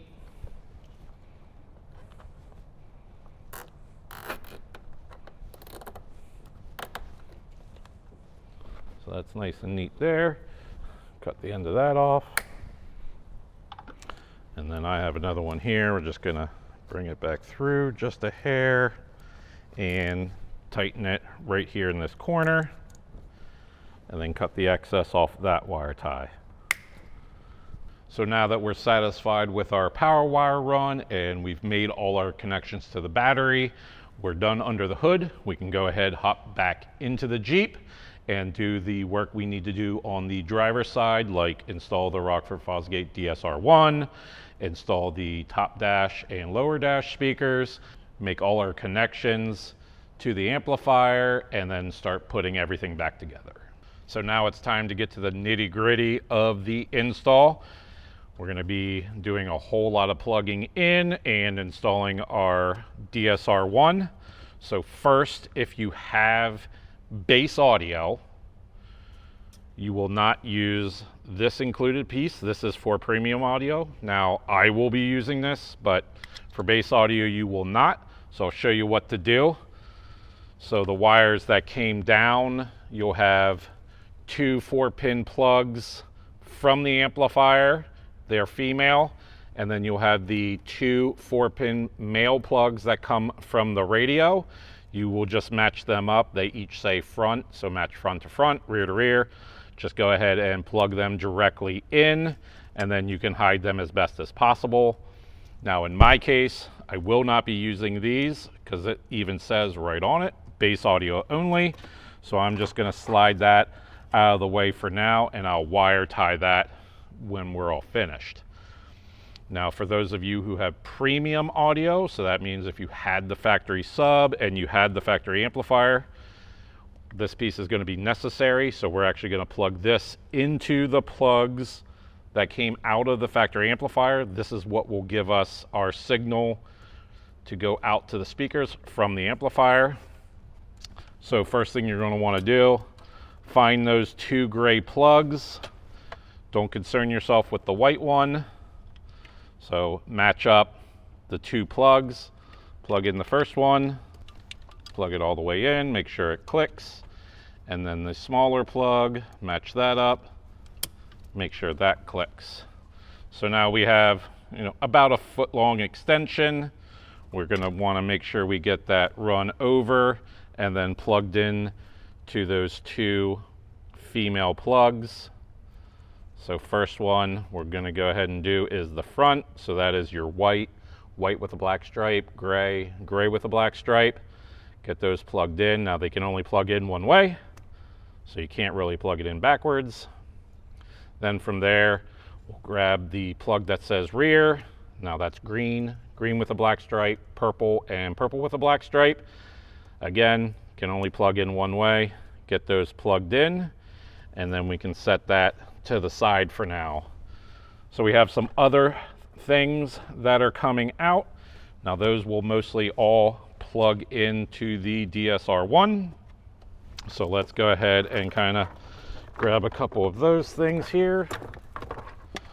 Now this is the one with the RCAs. You're only going to use this one if you have an aftermarket head unit. Again, we are planning to do an aftermarket head unit very soon, so that's why I ran this one. But I'm just going to keep this one out of the way for now. Just kind of get it back there. So the first thing I want to plug in is our main power. So on the side here, plug it into the input control. And then we have a secondary plug. That one will go into the vehicle side. So those two are plugged in. You can see I've already plugged in my USB in case I want to do any changes. So it's just nice to already have it done. You can hide it down in the kick panel to change at a later date. So from there, I have my cable from my RBC or my base control. So go ahead and plug that into where it says PLC.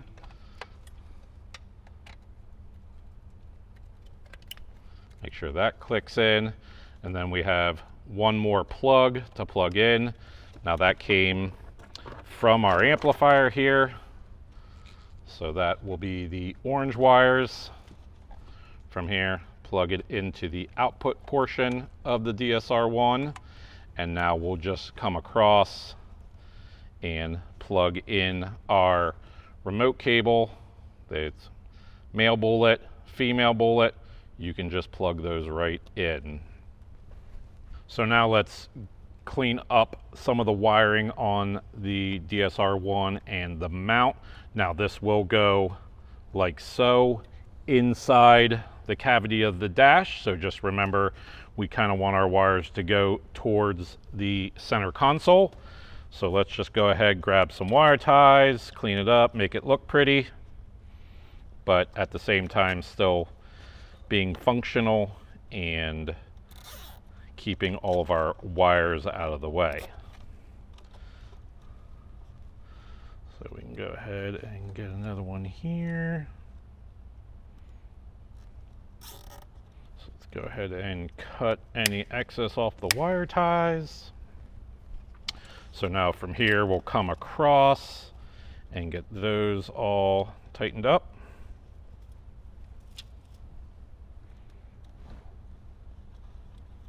So get those under.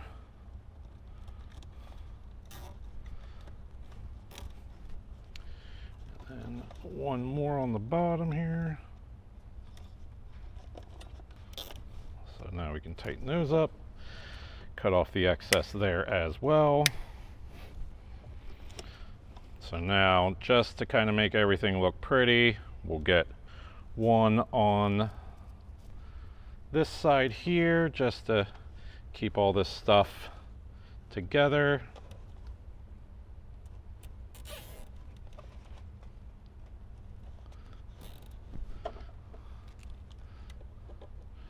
There we go, and then we'll continue with some of that wiring after we get it all installed.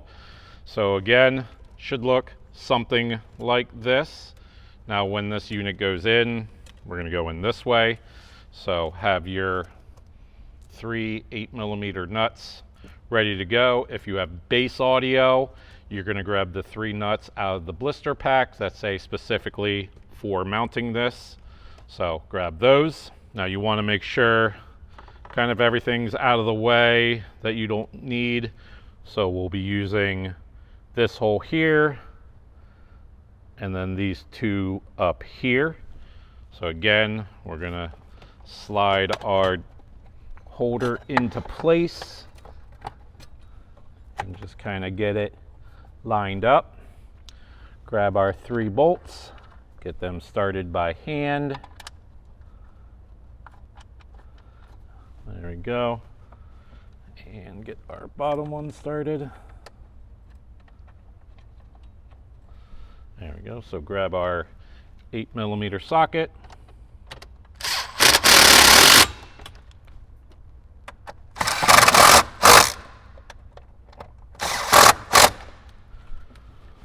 So now we have all three of those. It's nice and tight, not going to go anywhere. So now we need to do some wire management, get some things run and wire tied up and out of the way. Now the USB is used for updating as well as making any changes that you feel as though you need. You can put that in the kick panel here, you can put it in the center console, you just need to have it somewhere that's accessible that you could plug it into your laptop. So for us, I'm going to go ahead and run it to the center console instead of the kick panel. So now time for wire management inside the dash. Now this could be wildly different from what your dash looks like depending on what you have installed, what's in there, if you have a remote start, so on and so forth. So there is, again, no wrong way to do it. The biggest thing is that you want to make sure that nothing is in the way of the gas pedal, the brake pedal, any of the electronic components that must be there.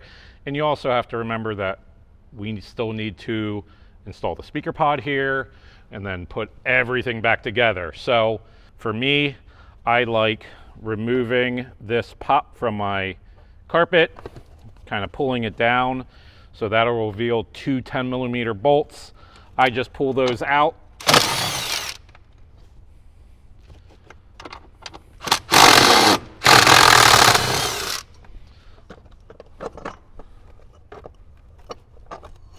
So I pull it out just to give myself a little more area in which to work. So we'll go ahead and start kind of gathering everything that we need, kind of making it look as clean as possible. So there's my bass audio plug that will just kind of wire tie with everything. Now, one thing I should mention that you want to make sure you keep out are the two plugs for the module that will go back on the back of the driver's side speaker. So make sure you have those out and in this general area. So moving back to kind of getting everything wire tied here. So there is my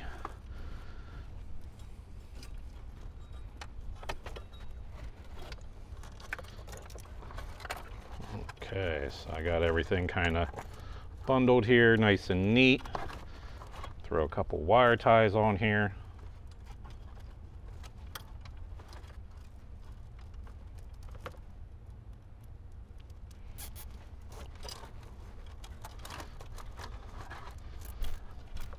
Go ahead and tighten that down.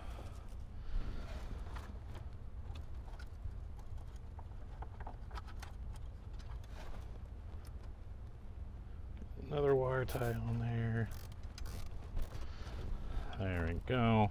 So now I have my cables. I'm going to kind of leave this here, but wire tie it up and out of the way. This is only going to be used if you have a aftermarket head unit. So we'll kind of just get that back folded over there. Use that at a later date. So there we go. Everything's bundled on the top portion. Go ahead and cut off all of your excess parts of your wire ties. So now we have some stuff that comes down from the dash and then stuff that comes up. So let's go ahead and tackle the stuff that comes down. Just getting that wire tied. There are a couple of factory wires there that you can wire tie this to, just to kind of keep them out of the way. We'll get a shot after we're all done, kind of show you what that looks like.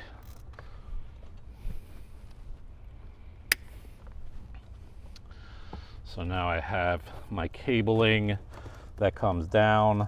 Go ahead and get that up under here and then get that wire tied to the factory cabling that's down below.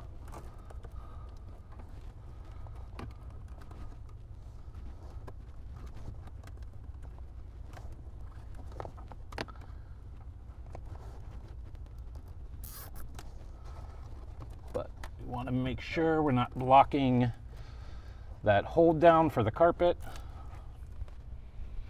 Okay, get that cut. And that one's cut. So last thing I need to do is kind of get this bass audio plug out of the way. Just kind of wrap that back up with that one.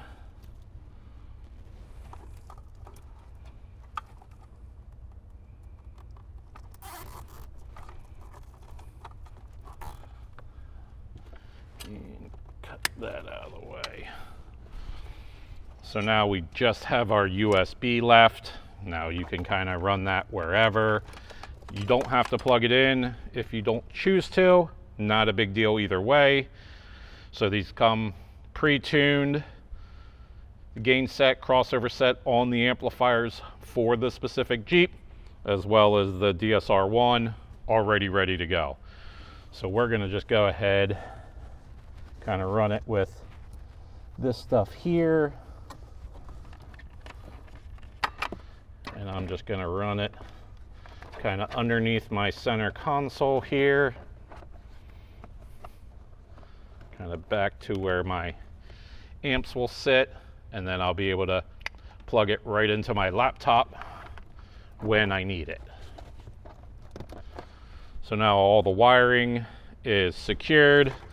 It's nice and tight against factory wiring. My DSR1 is installed. I have my plugs out. I'm ready here. So now I can go ahead and reinstall my tie down. Get the nut on.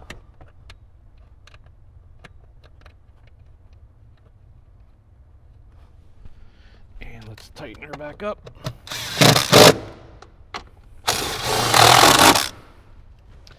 And then we can go ahead and just get our carpet back under the center console and get that all plugged back in. There we go. So let's take a quick moment.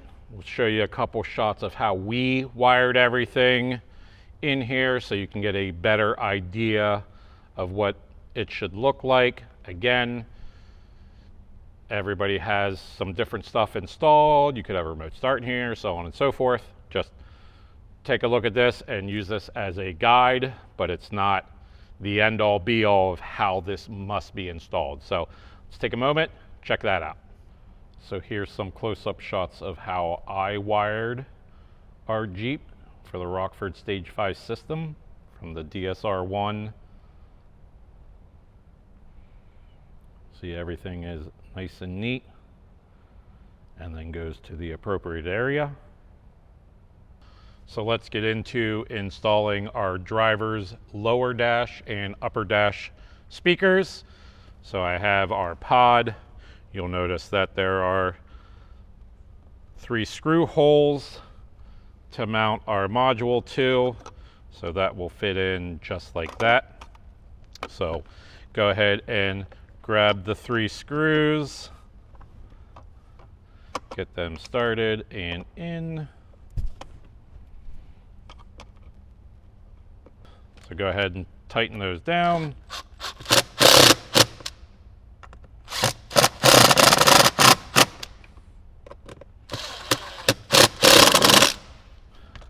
So now that's on there, not going to rattle. The other thing we want to do is, just like on the passenger side, go ahead and kind of ream the hole that goes through the side of the dash out. So just start a screw, screw it in, pull it right back out.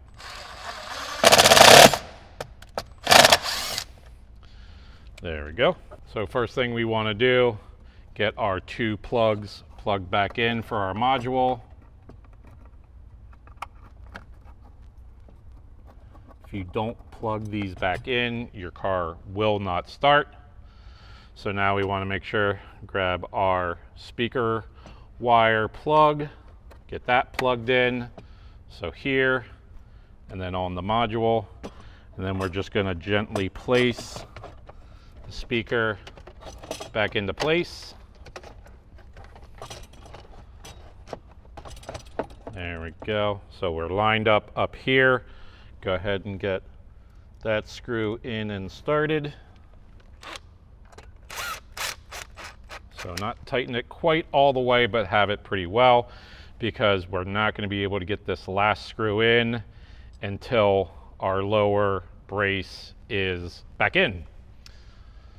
So go ahead and line up the side.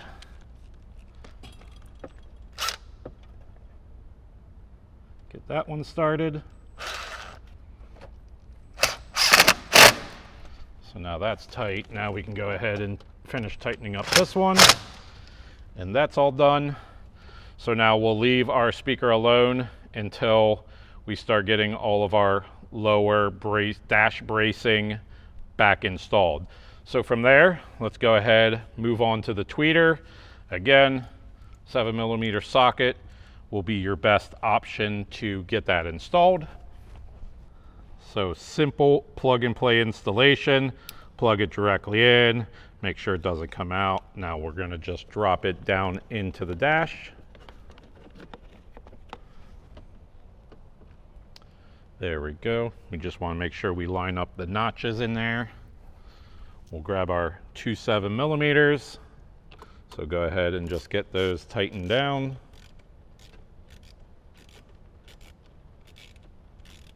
Be careful not to hit the glass.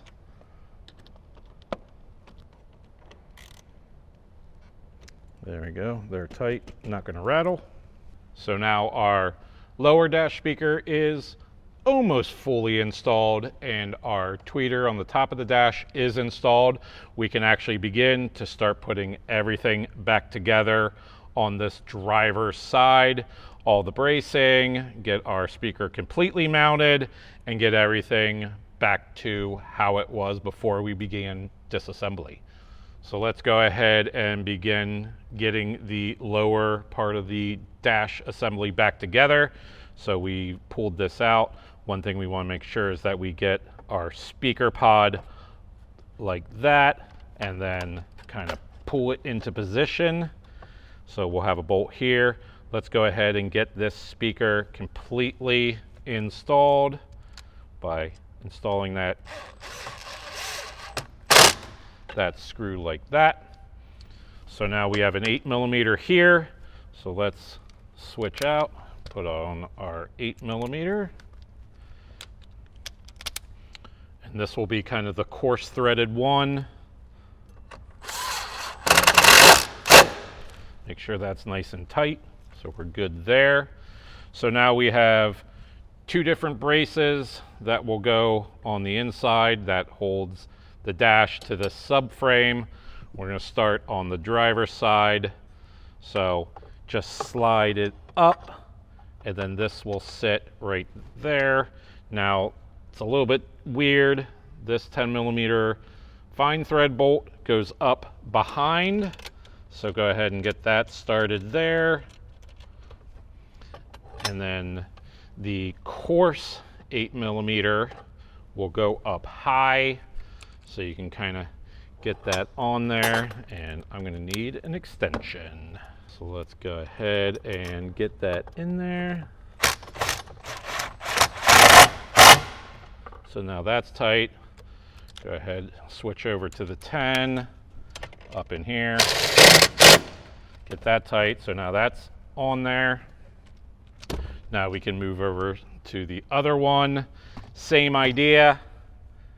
It'll just sit on there, and then the 10mm bolt will go down low.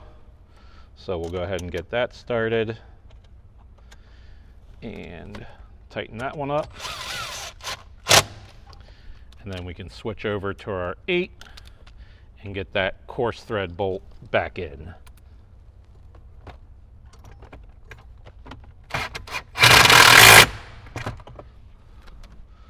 So there we go. Both braces are in. So now from here, we can actually start putting everything back together. So we'll start by, getting our GPS antenna kind of back in, getting our side panel on with our lighting, so on and so forth.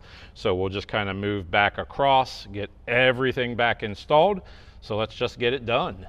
So I'm going to start off, you may not have this in your Jeep, but just kind of getting the antenna back in.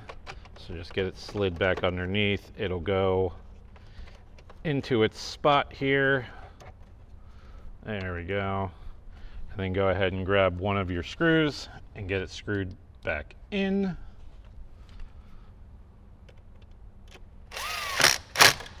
So now that that's done, we're good with that. So in order of operation, next thing that comes is reinstalling the headlight switch panel. Now let's make sure we get it plugged in. So it's plugged in, and we'll just line all of that up and get it back on. So we'll have a fair amount of screws to go ahead and install all the side panel screws. So let's go ahead and just get those screws in.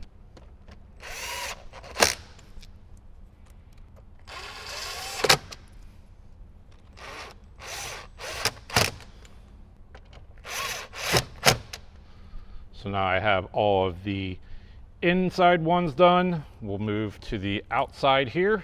All right, let's get these screwed in.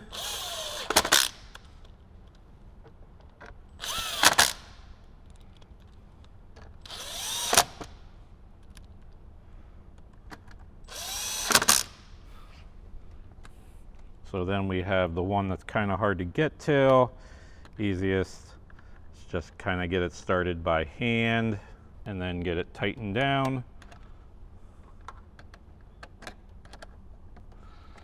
There we go. So now from there we can go ahead and put on our trim bezel around the speedometer and the tachometer. So since I raised the steering wheel, we can actually just go ahead and kind of get it out of our way. Again, super simple process. Just line it up with everything, snap it in, and then let's go ahead and get our 4 screws in there.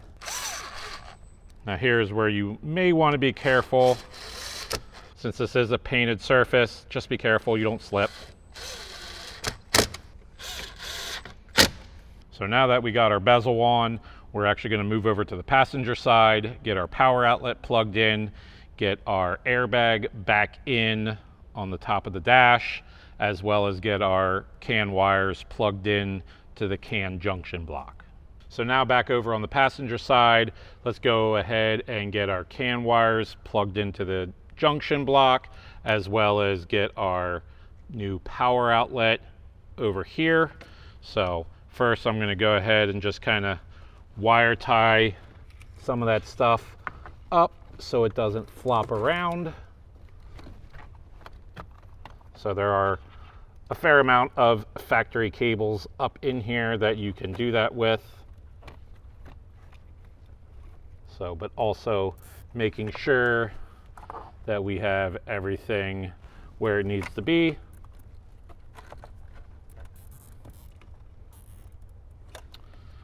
So go ahead and cut that excess off. Now for the CAN wires here, it's the green junction block with the white plugs. You're just going to find an empty one, plug it in. If there are no empty ones here, unplug an existing one, plug it into the T-harness, and then plug it back in. But since we have plenty of open ones, we can go ahead and just plug it in, give a little tug, make sure it doesn't go anywhere, and then kind of get that routed around. As far as our power plugs, same thing, just kind of keep everything together, and then we're going to throw a wire tie on there just to keep them not going anywhere.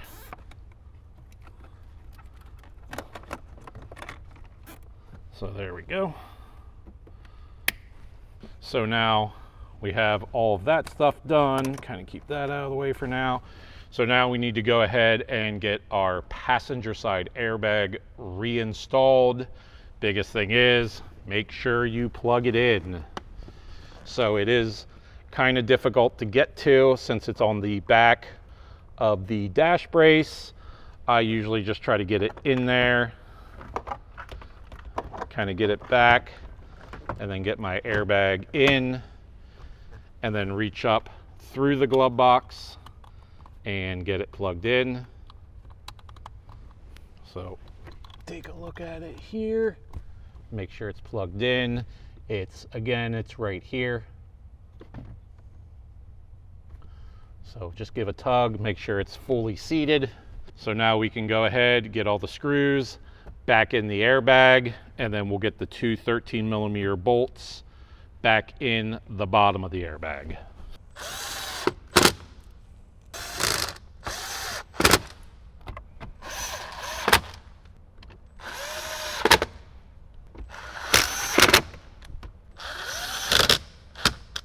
So now that we have those in, we can go ahead and get our two 13mm bolts up into our airbag. You can reach right up there and kind of feel where they both are. So to help you, make sure you have your extension. Kind of just reach up there, feel where it is, get it started by hand. Then throw your socket on or your wrench. Get that tightened up. Then we have one more. So reach right up. Kind of get it tightened by hand. And then throw your wrench on. So now we're all tightened up there. Can go ahead and grab our cover here. If we lost any of the blue clips or they stayed in here, pop them off, pop them right back on. So we can just slide straight in. Then line that up and push it down, making sure it's tight. So we have that on. So now we can grab our grab handle, get that back installed.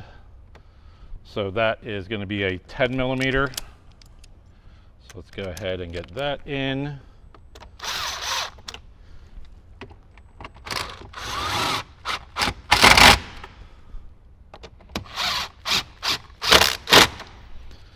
So that's on. Make sure you put that cover back on. So that's that. So now for our glove box with our new power outlet. Just choose one of those two plugs, just plug them in. The other one, if you have a dash camera or a radar detector or anything like that, you can go ahead and use that to power it. So now we'll kind of get that back there. Get our bottom lined up here. We just kind of keep our wiring out of the way. Grab our slow drop bar, get that locked back in, and then close up the glove box. Make sure that works. Perfect, nice and slow. So now we can move over to the center console, get everything installed back in there. So that's going to be where our sub control is. Get everything plugged back in, all our USBs, and then we can move on to the radio. Get everything plugged back in there. We can finish getting our dash back together and get our seat in, and we are almost done. So let's start out with our window switch panel. So let's go ahead and get all of the factory stuff in first. So our media center plug, our window plug. Make sure we push that little tab in to lock it. Let's go ahead and get our auxiliary panels if you have them, as well as our locker, again, if you have it. So then lastly, we have our two USBs for our media center. So these will only plug in one way, but if you want to be certain, the gray one will go closest to the plug and the black one will go furthest out. So just get those slid in and locked in. And the black one there. So now that is all connected. So now we just have to plug in our remote base control. So let's go ahead, slide that behind here. just kind of get it into position. Now we'll grab our plug. Make sure that gets plugged in. Again, just give a little tug, make sure it's all good. Slide it into position. We'll make sure our other plug is out so we can plug that in, and then just go ahead, push it in, make sure it's all good.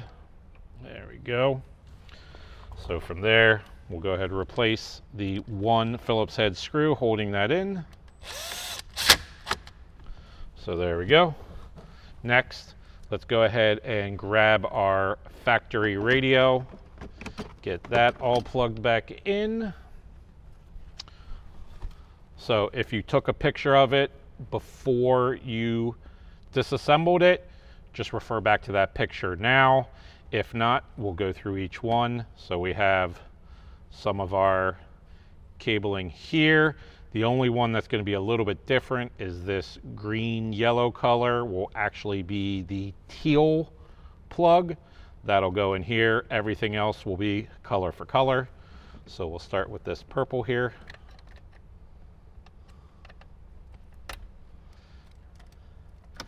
And then the white.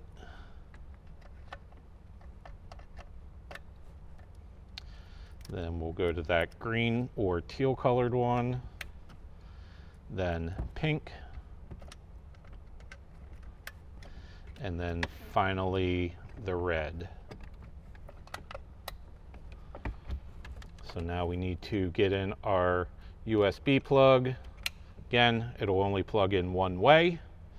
And then finally, we can get our head unit plugged back in.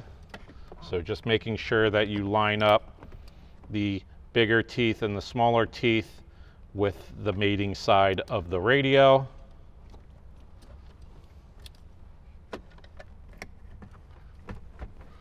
And just making sure it's in all the way.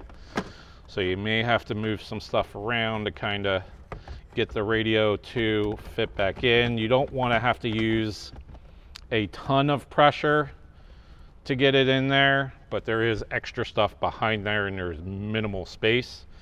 So let's go ahead and get a screw started.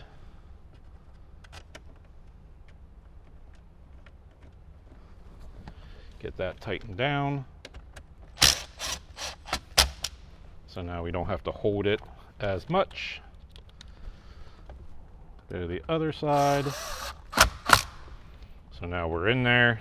So now we can just go ahead and get our other two screws in.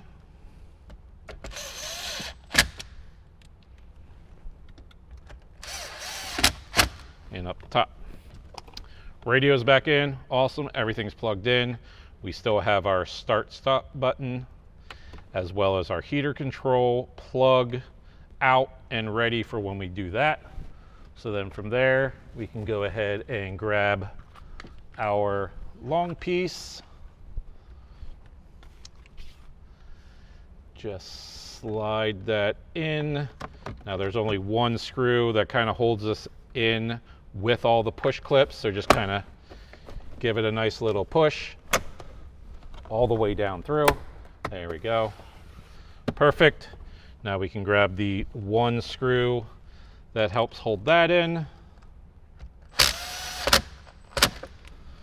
So now that this is on, we can grab our two grills for the top, get those installed. Super simple, just kind of place in the correct area, push down. Same thing on the driver's side, just get it into position, push it down. Simple and done. Now, as far as the rest of the center console, we have our trim bezel to put on. Just push it on. There will be two Phillips head screws at the bottom.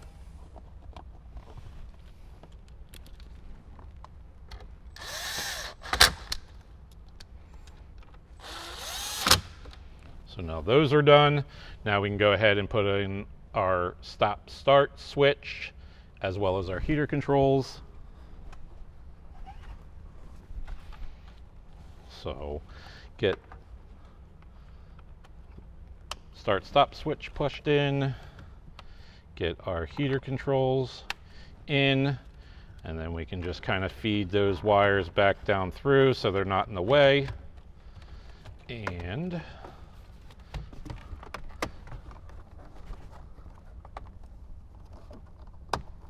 there we go. That wasn't quite in 100%.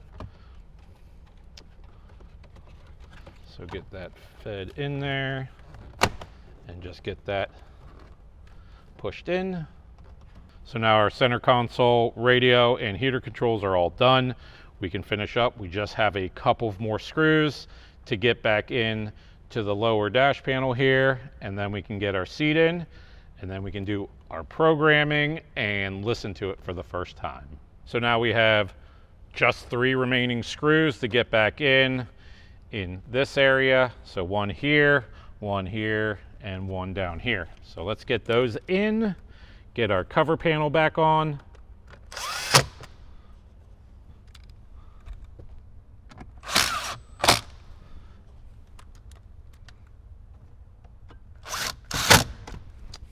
So now that's good. We can go ahead and grab our cover panel, and that just line that one up. Snap it right into place, just like that. Done with that. Our side panel, again, just slip in, line the side up, push in. Super duper simple. So now we have 2 things left to do. We have to put on our kick panel, get that back and secured, and get our seat in and plugged in. Kick panel, same way that you took it off. I'm gonna get my 10 mil here so I didn't lose it. So same way that you took it off, just kind of slide it into place. And it's got to go around everything. There we go. And then we kind of, now it may be a little harder to get in because of the power wire now.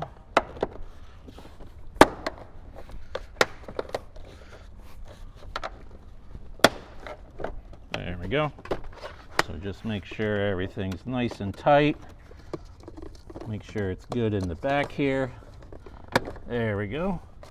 So now we're on. Still have the ability to get my nut back on here. So let's go ahead, swap out, grab my 10 mil.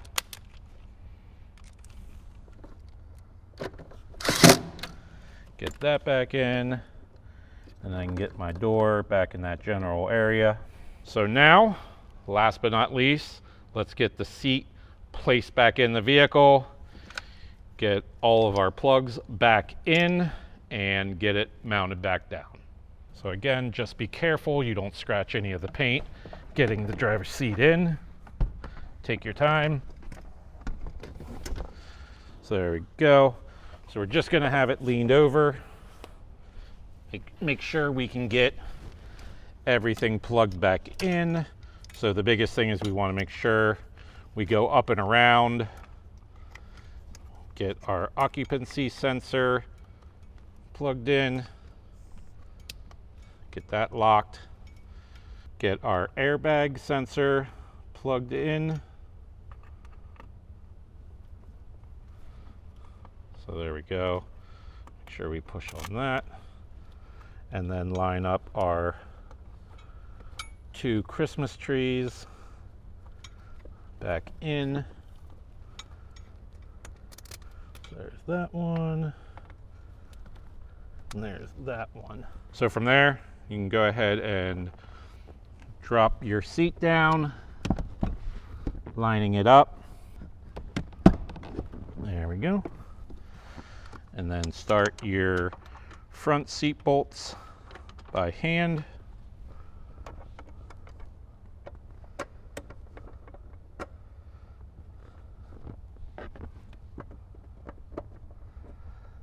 Cool. I'll go ahead and get those tightened down.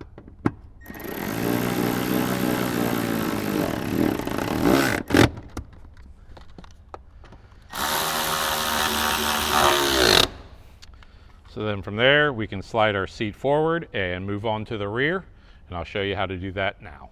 So now moving on to the rear bolts. Now remember, the amp rack slides underneath the seat, so you may have to kind of move that around. Looks like I got pretty lucky with everything. Got it right on there. So once you start those by hand, go ahead and tighten them down.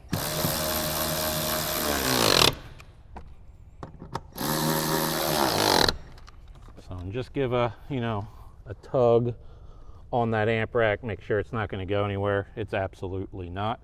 So now our driver's seat's all tightened down. Go ahead and put your headrest back in if you removed it. Get that in, get it all set. So now, only thing really left to do is if you loosened the door to get it to open up more, get that back together, get your door harnesses plugged back in. So I'm going to go ahead and do that off camera, and then I'll go over how to load the tune from the Rockford Fosgate DSR1 into the vehicle to give you that perfect smooth sound. So now our installation is done. Our Jeep is put back together. Now we have to actually load the tune into the vehicle from the Rockford DSR1. Now there's two ways of doing that, one for premium audio, one for bass audio. I will go over how to do that with the premium audio. I will also put the instructions from Rockford Fosgate on how to do both right after my explanation here. So as far as premium audio, super simple. You're going to get out of the car, you're going to hit lock twice, and then you're going to walk away from the car and leave it sit for approximately 20 minutes. Now you want to make sure the key is as far away as it can be from the car, at least 15 feet, and then after that 20 minutes, you'll come to the car, unlock it, and turn it on. You'll know when it's loaded when the backlight on your bass control knob in the center console has stopped flashing. As far as bass audio, it's much easier to watch Rockford's explanation of how to load that tune. So let's go ahead and show you how to do this one, and then we'll come back after the 20 minutes and take a listen.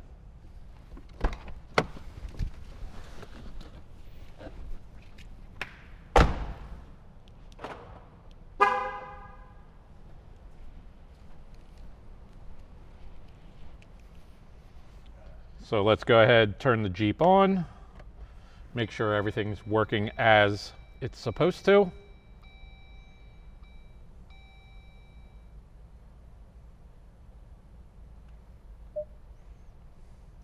Good news is I hear a beep, so we should be good. Go ahead, plug my phone in, get to Apple CarPlay, and turn on some Spotify here.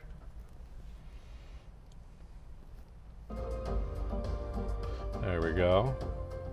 So let's give it a little volume, see how she sounds, test our sub control knob, make sure everything there is good.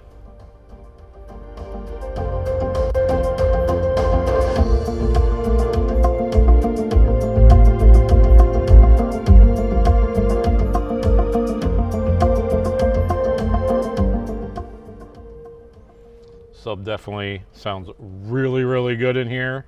2 subs, wow. Sub control works flawlessly.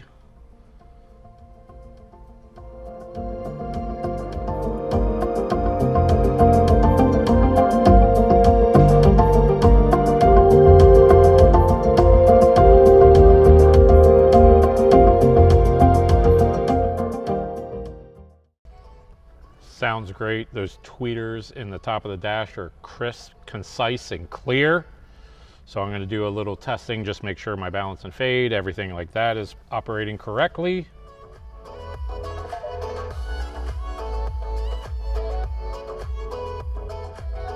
So my front left, front right.